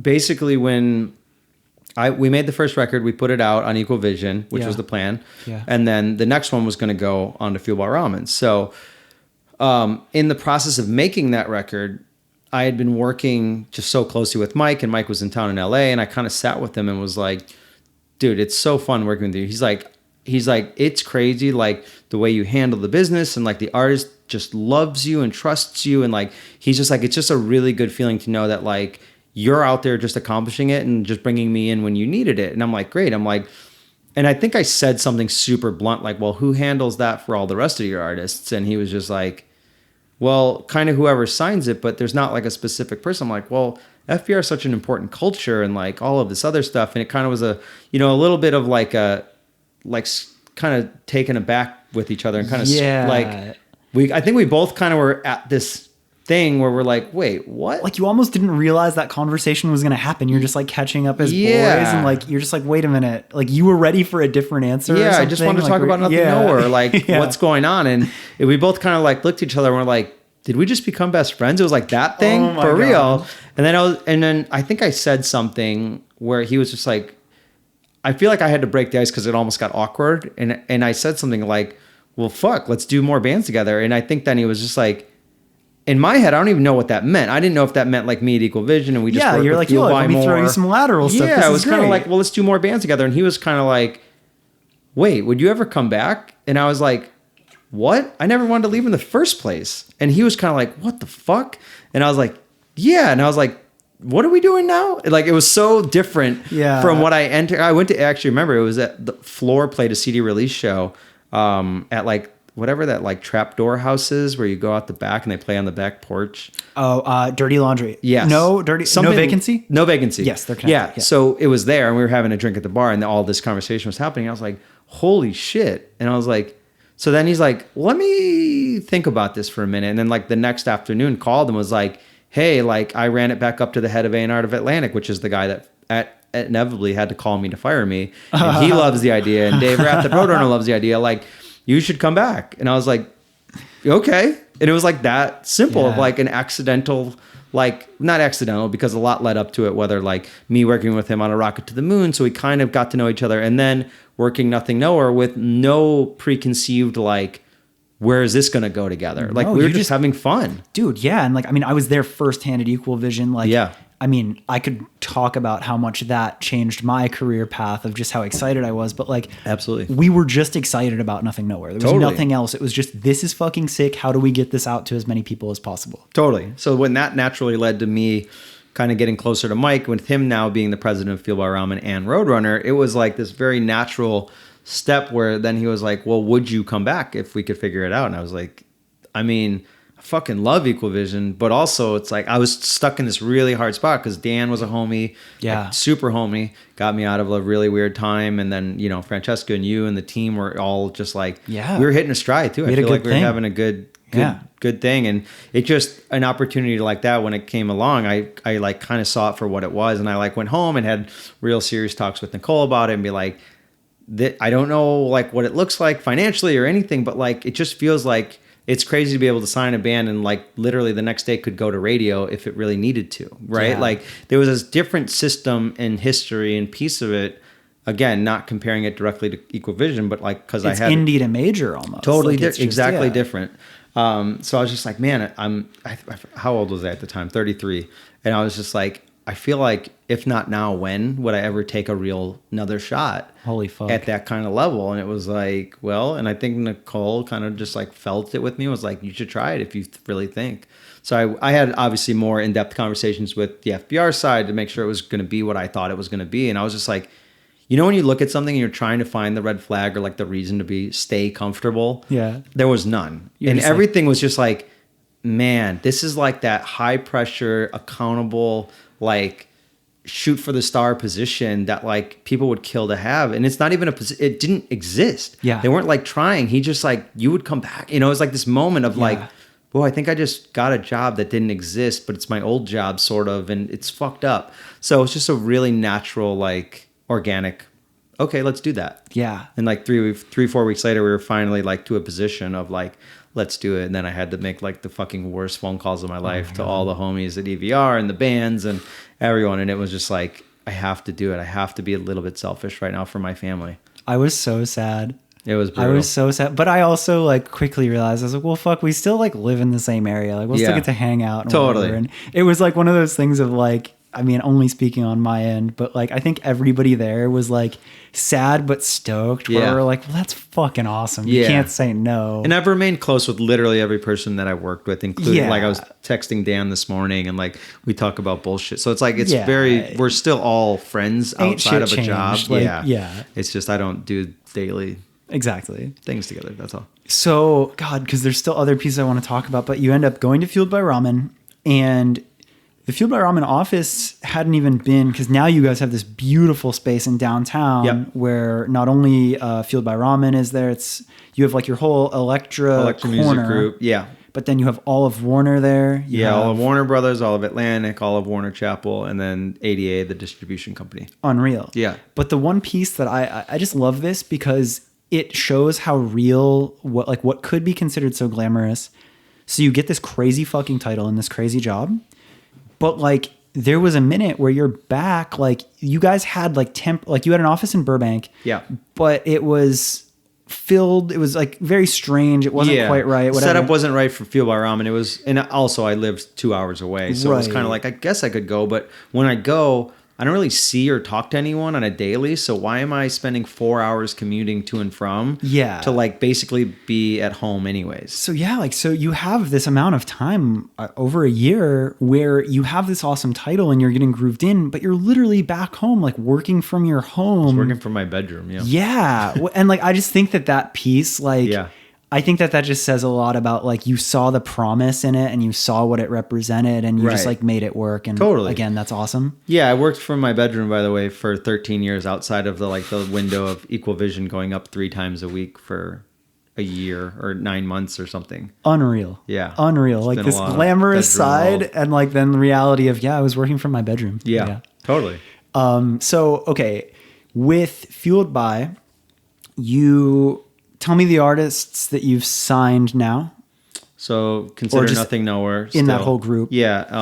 Fever 333 on Roadrunner. Yep. Grandson on FBR. I'm trying to think of, I don't think anything else has been announced. Band Oh, Camino shit. on Electra Now, now, which will be announced tomorrow. or Oh, tonight, fuck yeah. In like 4 hours. So yeah, that's by cool. the time this is out. Yeah.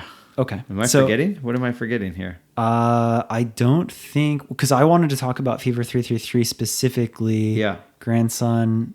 If we're forgetting something, I think we're both going to feel terrible, but I don't think we're Yeah. forgetting. I mean, because there's other stuff. No, because you're and you're working on other stuff. Yeah, I'm that's saying, what I'm trying to say. Is like I don't the want ones to I get you into that physically- corner. I'm saying your specific signs. Yes. No. Yeah, of course. I have Yeah. a roster of bands that are not mine. Yeah, I want your signs. Yeah, I would say those Fredo Disco, but that's with Zach and Avange on Public Consumption. Right. Yeah, that actually is it. Okay, good. That's the right ones. So again, because there's more that I want to talk on and I don't want to get too stuck, but we were very close friends even through you leaving Equal Vision. Fever 333 comes up very shortly after Yeah, you like go week over 1 there. or 2. And this feels similar to your Panic Actually story. pre-starting, but yeah. Holy shit, yeah. You had another moment. You get this crazy fucking job where you don't even know the potential of what it becomes. Right. You find the band and you have to convince your entire label, you as the new guy, that they need to go and like right now have to have it, otherwise it goes somewhere else. So yeah. How was that? Yeah, that was crazy. So they played their first show July 4th. Yeah. So I had seen a lot of stuff. I couldn't go to that because I had family in town for July 4th. But I had been a huge Jason Alon Butler fan from Let Live and just side project stuff and a bunch of different shit. Never known him, never did anything. My start date was actually July 17th, but I saw videos from July 4th, probably just through social media, and then I knew John Feldman was attached. So I basically reached out to him a day or two after and was like, yo, how was that show? And he was just like, fucking epic. I'd known him through various FBR stuff, but never like close friends or anything. Yep. And I was like, how do I hear music? How much is recorded? And he's like, dude, we have like over 10 songs, like come through whenever. And I was like, okay.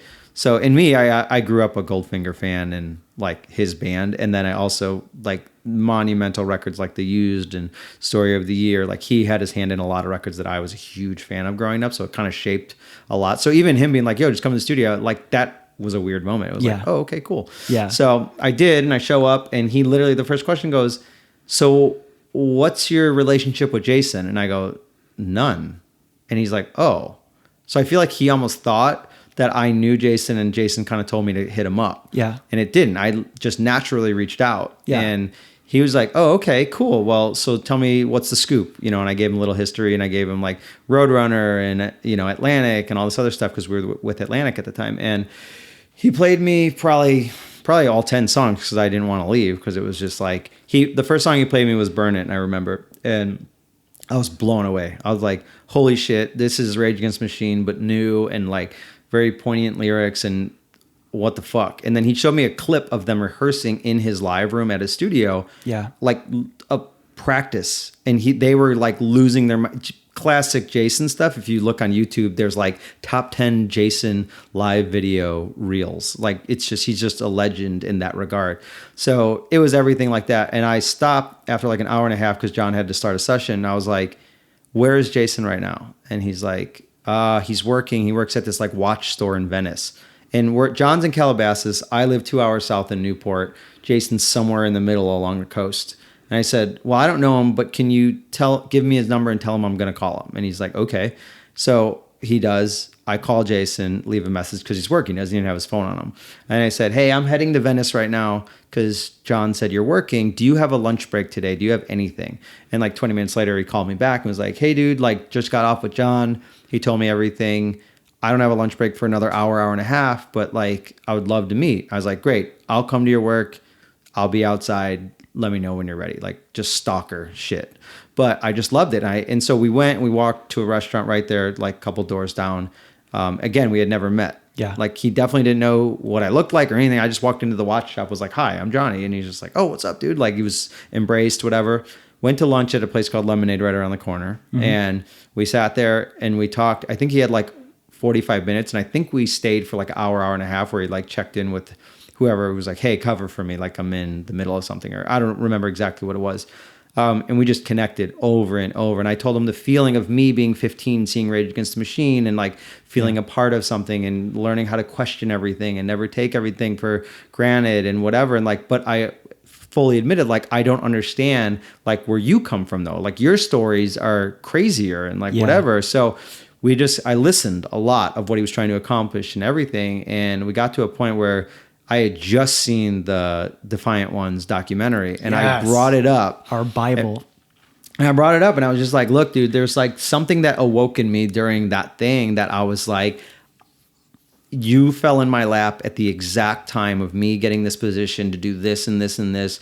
And I fully think that like I can help you. And I think that whatever you're telling me your vision is, I will stay out of the way. I will find a way to make it work. And I will just do what I can to guide it and give you my feedback when you ask for it, whatever, but I'm here to help. And we connected. Like it was a very deep level immediately to where like he called me later when he got off work and was like, hey man, I've been thinking about it the rest of the day. Like, how do we do this? I have voicemails on my phone right now saved from that day and beyond of him like literally saying like, I fuck with you. I want to do this with you. Like figure out a way. Cause it took a little bit cause I was not even started yet. One, and two, it was just such a large project to come in swinging immediately. Well, and that was the piece that I wanted to touch on is like it's such a crazy character trait to show like in such a positive way of you of like, dude, you just got this job. Like you could have been comfortable. You could have just been quietly like, oh, what are you guys working on? Like, let me help here, here, and here.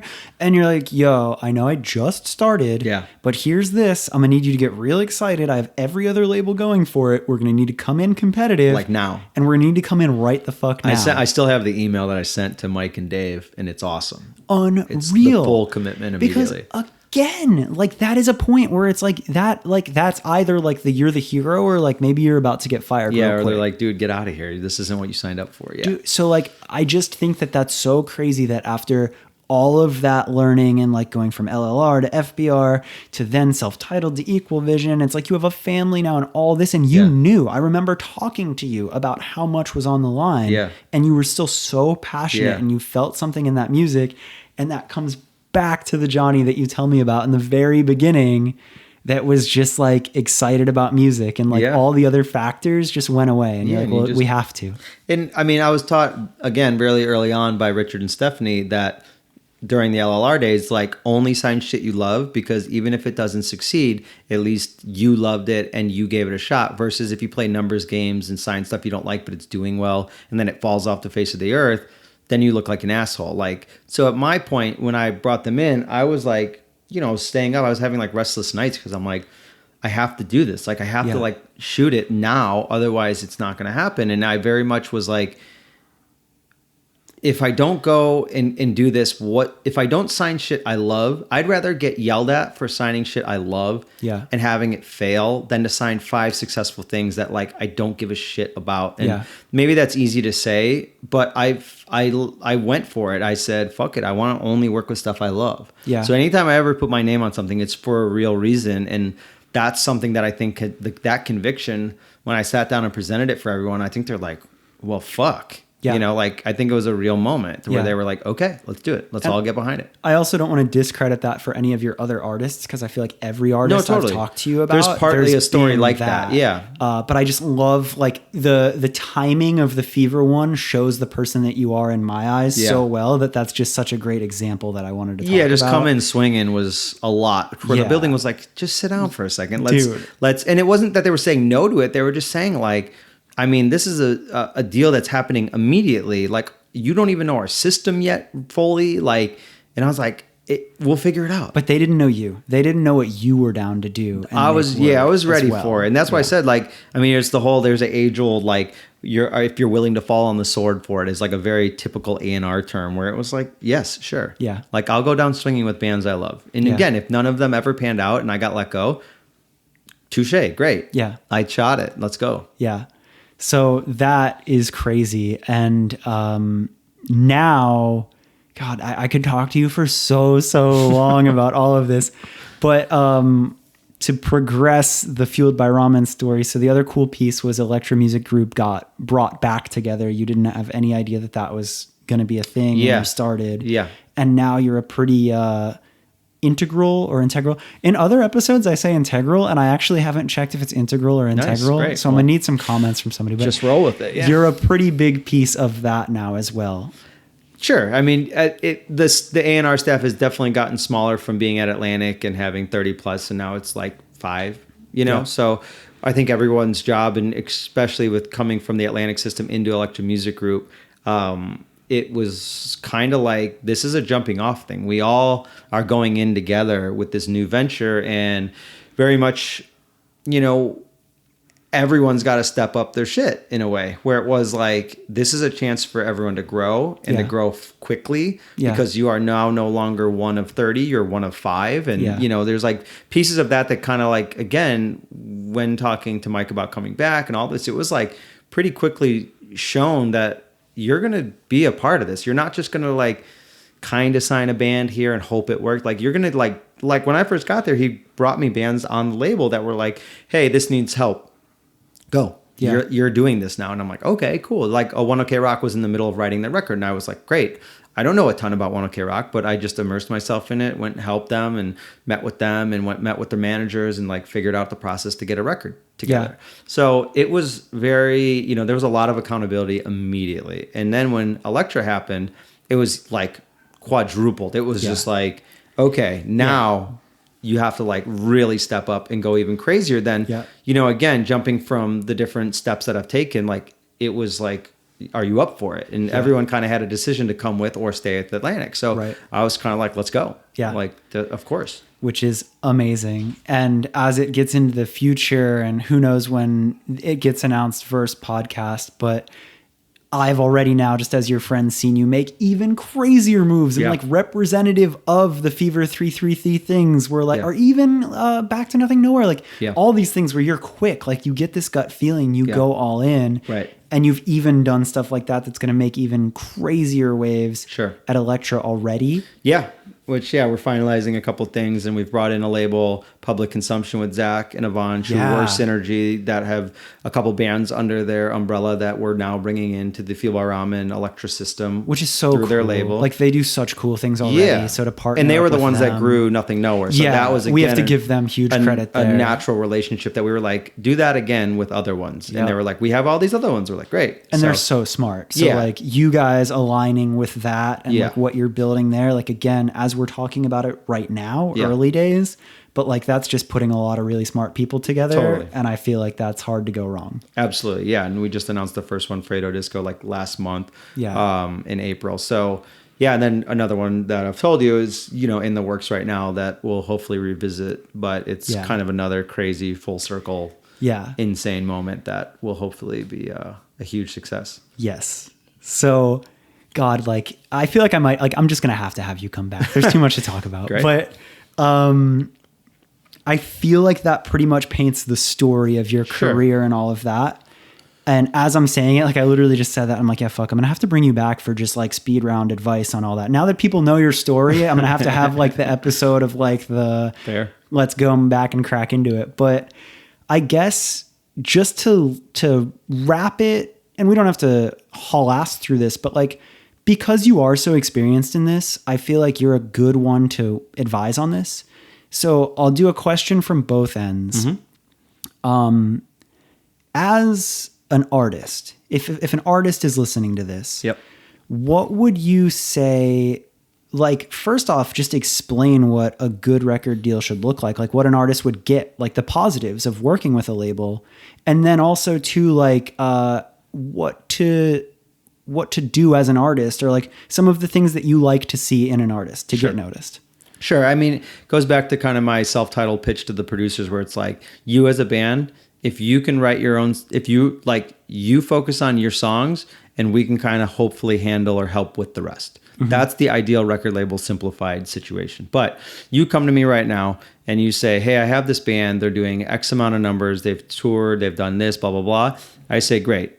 What we really like to do is hammer in on the vision, find out what they need, and just fucking pour gas all over it so that tell more people about it, amplify everything. And okay, like this band has, like the SoundCloud stuff was less of a tour thing for a while, to where it was like, okay, then we help get an agent if you need it, get you on tour, get you on the right tours, get you in the other spots, pitch you to playlists, pitch you to, producers and features and co-writers or whatever you want, as little or as much of that as possible. I mean, I've done it all. Like I've had people like, again, the second Nothing Noah record, he's like, I don't want to work with anyone. I want to go to my basement. And 2 weeks later handed me the record finished. Yeah. And I was like, oh, should we get it mixed? He's like, it is mixed. I'm like, great. Yeah. Like that was it. But I've also done the thing where bands have turned in 50 plus songs and then we go through them and we go, this bridge is great, but I don't really love where this one, the vibe of it's like as detailed as you can imagine, we've done all of it. Yeah. So it's kind of an a la carte thing with what a band needs. And again, once we get whatever you want to call the release or the music right, we then just tell as many people about it as possible, whether it's through publicity, touring, pitching it to DSPs, or whatever marketing levels we can take it to. Like that's it. Or call our friends in other bands and be like, yo, can you take so-and-so on tour? Can you help here? Can you tweet about it? Like whatever, like silly little parts that you don't think about, we try to do. I think like you said, like you kind of like pour gasoline on it. And I think that like that kind of answers it too. And we've talked about this outside of the podcast, but like we've watched your label system do so well when a band is already on fire and then you pour gasoline on it. And I think that maybe that is the thing to say to an artist as well, is like, start your fire on your own. Totally. Like a label isn't, if you pour gas on the sidewalk, it's not going to catch on fire. Yeah, exactly. It has to be something tangible or like something starting, some embers of it. Yeah, like have those embers, have the whatever that is, make that real on your own, and then find the right label to like pour gas on it. Totally. And even a perfect example is the band Camino. Like they've been touring for over 2 years, or putting out music for over 2 years, I should say, and went through all the steps. They didn't skip any steps. They played all these little shitty hometowns, places and whatever, and then toured. And we went to that show together at the Moroccan, where it was like bananas. And I had seen the band prior and previous tours, so I've seen the growth. I've watched it for over a year and a half, 2 years. And then I saw that show and was like, oh my God. And I even kind of turned to you, it was like, this is a real fucking thing now. Dude, we just felt it. Yeah, it was like a moment. And then I went and listened to some songs that night with them, and I was like, oh shit, the stuff they have in the tank is even better than what I've already loved. Yeah. And then I flew to Houston with my boss, and whatever, we went and we saw it in Houston again, and I was like, see? And then when it happens really fast. Yeah. So, but they built a story, and an undeniable story. Like they have sometimes more listeners than people on labels, or they sell more tickets than some people that have been touring for 3 years. Like it's an interesting difference. But then again, Fever had played one show, hadn't released one song. Yeah. All these pieces are very different. And, we've signed Nothing Noah when he had a basement record put out, but they all started their own fires. Absolutely. Like, There's something unique for sure. Was let live, or Jason was let live. He had all these great connections. He had all the songwriting skills, and he made a moment. Yeah, and he wanted a big first splash. Yeah, and like regardless of a label or not, like him coming at it the way he did, that's still fire. Yeah, I agree. So that Yeah, I mean, every one of the things I've signed, I could point to a specific moment of falling in love with it, and then having it be affirmed by whatever they've been doing. Confirmed. I feel like I said that stupid. Affirmed, I feel like they both affirmed works there. All right, cool. And then to be like, it happens really fast after that. Nothing I've ever done takes 6 months to negotiate. Like it's a thing where it's like, the band falls in love with the idea of being with us as much as I have pitched and sold this is what we do. Yeah. Like, do you want to come to the party? And if you don't, that's all good. That happens too. And it's fine. Totally. But I like the transparency and like the instant feel of it. So it's always like when someone's like, well, how do we get the attention? How do we do this? It's like all of those things I just said came to me so differently that there is no one way. But if I look at something and it's not exciting, then it's like, well, I have to make that exciting then. And if I'm more excited than they are, that's not a good relationship. Yeah. So I always look to something to have it be doing something, or at least have a plan laid out. Because even like with Fever, they had one song out, one video out, and played one show. When I sat though, I could feel everything. And again, like you're saying, I knew his history, and it was a similar way of where he was going. So there was a time when it was like, usually you'd be like, well, we got to go see it live. We got to do this. But it's like with that, I was like, I kind of know what's going on here. Yeah. But other stuff, it's like, you want to see some sort of growth. And a lot of people get stuck in this mindset of like, well, we would be bigger if we had a label. It's like, well, not really. Right. I mean, yes, of course, I hope, but it goes back to us promoting what you're making. And if what you're making is not getting me excited now, how is it going to get me excited if I'm trying to get so-and-so at Apple or Spotify? You know what I mean? Like, it's just, I can't sell what you've made. And I get it. Like, we could get into the A&R process and make better music with better producers and whatever. That's fine. That all works. But at the core of it, your shitty sounding demos should be good songs. Yeah. Or at least partly good songs where I'm like, whoa, whatever that chorus is, you could throw the rest out. That's fine. But like, where it's the falsetto of Saturday. You totally need to hear the falsetto of Saturday. Where I heard it was just like, it's over. Like, this band is big. And I don't, again, like I never like pat myself on the back. I didn't do anything for that band outside of be their friends and watch the rise. But it was truly like, oh, you did it. Yeah. Got it. And they had cool moments on their previous record that I was like, you guys are really good. But that was like, oh, you're a big fucking band now. Yeah. But they weren't yet, but they sounded like it already. Yeah. Okay. And again, like I did a podcast episode with our buddy Ben Farber, and like, we're huge fans 100%. Of How the Fuck Do I podcast, which is his podcast, and his whole thing is like actionable items. Totally. So like I really like that piece, and I feel like you're good to weigh in on that. So the other side of that I want to touch on just a second is that's for the artist. If you are the kid that relates more to you, that like you're excited about music, you're listening to all these songs and all that, and you want to be a part of this, but you don't know where to start. Right. Where do you start? Wow. Many different ways. Again, unfortunately, it's a broad answer, but there's some specific stuff you can do. It depends on what role. I would highly recommend not being picky. Like, again, I started at Fuel by Ramen as a retail person. Yeah. Like, I wasn't stoked on calling indie record stores, begging them to take 3 Punchline or Fall Out Boy records. But that's how I knew I could be around people that were operating within my favorite label, and then learning day in, day out from people that were like successful. So I went into it with no intention of being A&R. I had a bullet point job description I still have it printed out at home. My first ever retail Fuel by Ramen bullet points. It was like 20 things. And it was just like, this is what you will do every day. Wow. And I was like, great. And you were okay with that? Yeah. I was like, fuck it. Yeah. If I don't take a shot, I'll never know. And if I hate it, then I stop doing it. Yeah. Whatever. Life's not over. If I go and then I hate it, then I didn't like it anyway. So you're open to do something that was not necessarily the dream job description. Not at all the dream job. Yeah. Put yourself around people that you wanted to be around. Yeah. And just to bump into the right position when it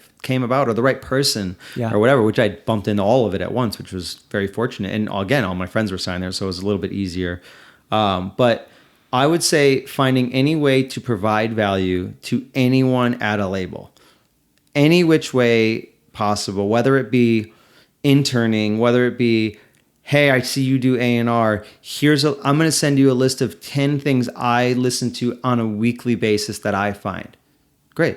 Yeah. That'd be awesome. Because what happens if I love 2 of them, 5 of them, 10 of them, and I sign one? Then I'm like, yo, keep sending me stuff. And you know what I mean? Like, I don't know. I'm not hiring anyone, but what if I can at some point? Or what if we are as a company?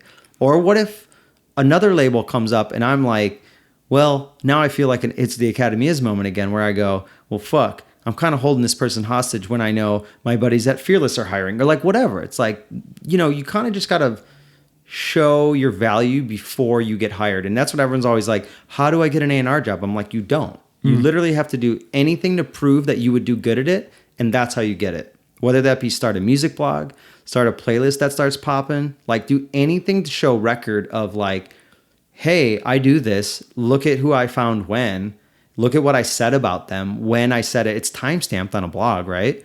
And it's like, I found Fall Out Boy in 2002, and then you guys signed him in 2003. I said they were going to blow, like whatever. And again, don't get it twisted, because it's really easy to call your shots when you're not investing your own money and actually digging in and breaking a band. You just start blogging and you just fucking take every artist. They're going to blow up. They're going to blow up. And that exists too. But that's what drives me nuts, which is a whole nother podcast about agents and lawyers and people that don't invest their own money. They're like, I was on it early. It's like, cool. You could sign fucking 400 bands today. I can't. Amazing. So it's just whatever. But any sort of track record, if you could build a resume, your resume doesn't matter. Your schooling doesn't matter. None of that. No one's ever asked me if I went to college. I didn't. So it doesn't matter. Yeah. But if I showed them my LLR history, they go, oh, that's crazy. You worked with that band before I heard of it. This one too, this one too, this one. Oh, and you convinced them to let you control that part of their career with them. You put your money where your mouth was. You went $30K into debt. That was it. By believing in them. Totally. And that was exactly what I think it took to convince someone like John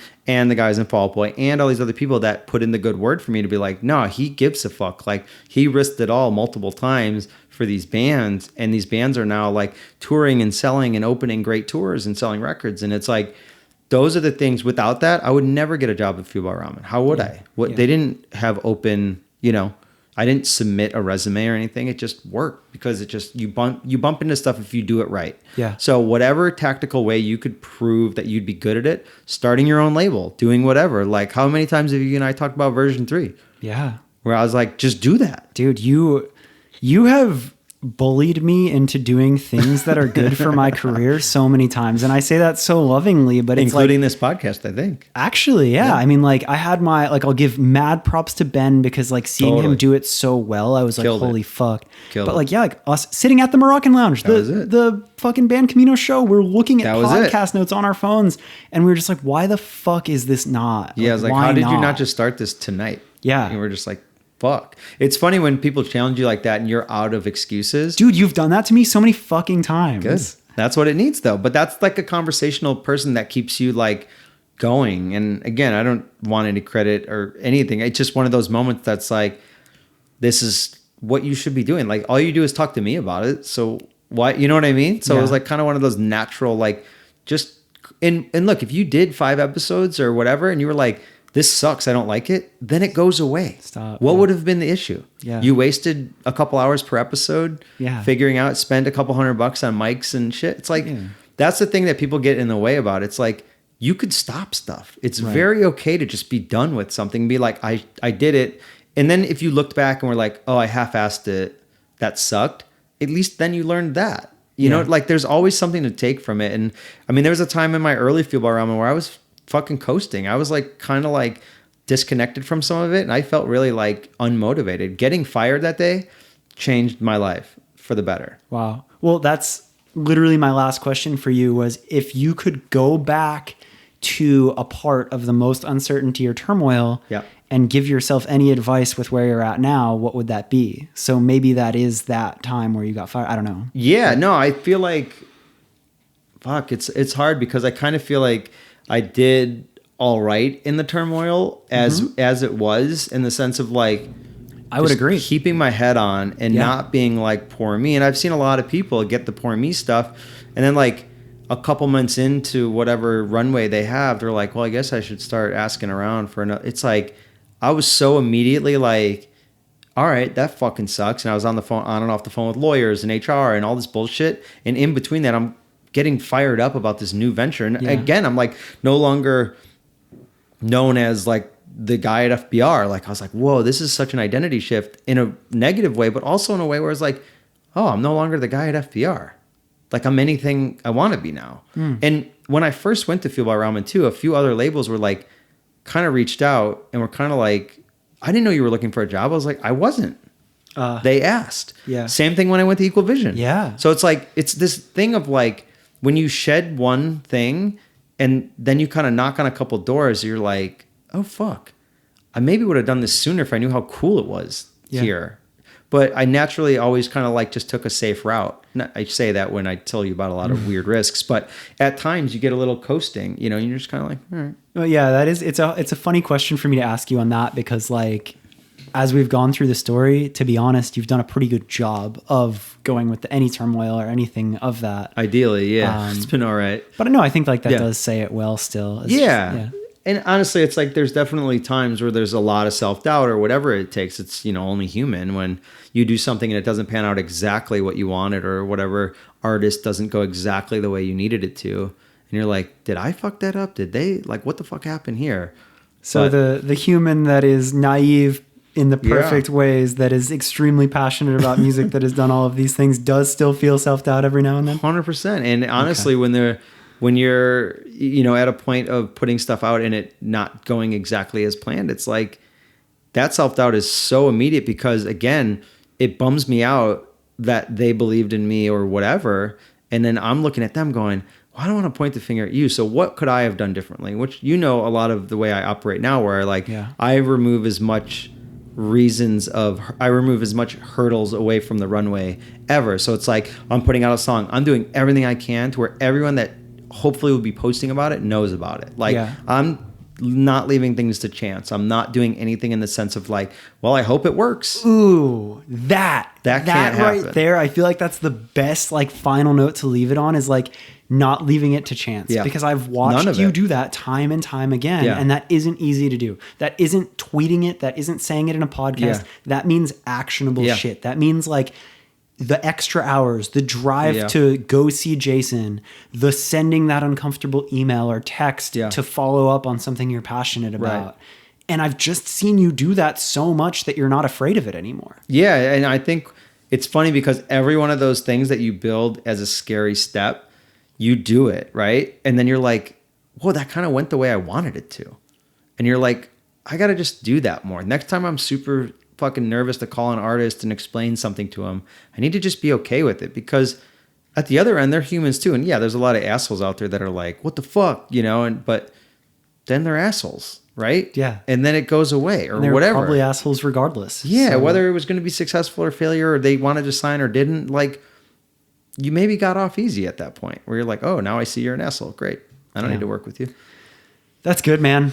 Yeah. I think we did it. I feel like I might have to bring you back here just for like the advice rounds, or just the listener questions. But load them up and we'll do it again. This was really good. Well, I'm glad you started a podcast. Thank you for that. I told you to start one just so I could be on it. So this is all a self-righteous moment. And I can't wait to be on yours, because I know it'll fucking happen. Yeah, that'll be fun at some point. You'll do it. No time soon, but yeah. Where can everybody find you? I think it's just my full name on all of it. Johnny Minardi on Twitter, Instagram. You know, that's probably the easiest actually, because those are, check them every now and again and I get the alerts. So do it up. Yeah. And he's a fun follow. He always, I feel like you're just so honest about like what you're listening to, you know, like you can see every day, like what album you're bumping or what you're excited about. It's good. Hell yeah. Well, that's that. So follow along and let's have some fun. Well, hell yeah. Thank you so much for doing this. Thank you, brother. So there you have it, Johnny's story. I mean, like I said in the beginning, like he has such an incredible story. I have so much respect for him. He has accomplished and done so much, and he genuinely has stayed humble about it. You know, like we said in the episode, like passing the elevator back down has been such a common theme in his life. Like when I met him, just connecting and like even from there, seeing how much he's done for the community of music and seeing like through and through, like he is just that kid that cares about music since day one, like him finding music that he loves and then just like going in on it and not worrying about all the other stuff. Like that's such a common theme. So I really hope you liked that. I hope it inspired you. I didn't even get to talk about this in the episode, but like it's still there. Like that spark and that fire, like he has a family. He lives an hour plus from his office. He drives back home. He does emails at night when his daughter goes to sleep. And like where you'd think that somebody would get burnt out, every time I talk to him and ask him, it's just that passion and that excitement to keep doing what he does. Like he genuinely loves it. So I hope that translated through the episode. I hope you felt that. I hope that inspired you. The other part of it was like, he has so many actionable gems and he does have so much knowledge and wisdom, and we touched on it a little bit at the end, but like seriously, because he is that guy that is so willing to help, if you do have more questions from the artist side, from the industry side, from any side, if you found his tips helpful, let us know if there's more questions to cover. Like, again, luckily I can have him come back if there is more to do there. And I think that there's a lot more to be learned. So let us know if that's something you're interested in. Like I always say, share the episode if you liked it. Social media is really the best way for all of this to grow. So screenshots, do whatever creative way you want to share it. I promise you it means the world to me. iTunes reviews is very helpful for gaining the podcast's algorithm or being discovered by new listeners. So any 5 stars on iTunes and reviews, things like that help a lot. I'm at Andrew_FTW. He is at Johnny Minardi on everything. I think that says it all. Thank you so much for listening. I've been having a ton of fun, so I really appreciate you guys listening and sharing. Cool. I'm out. Late.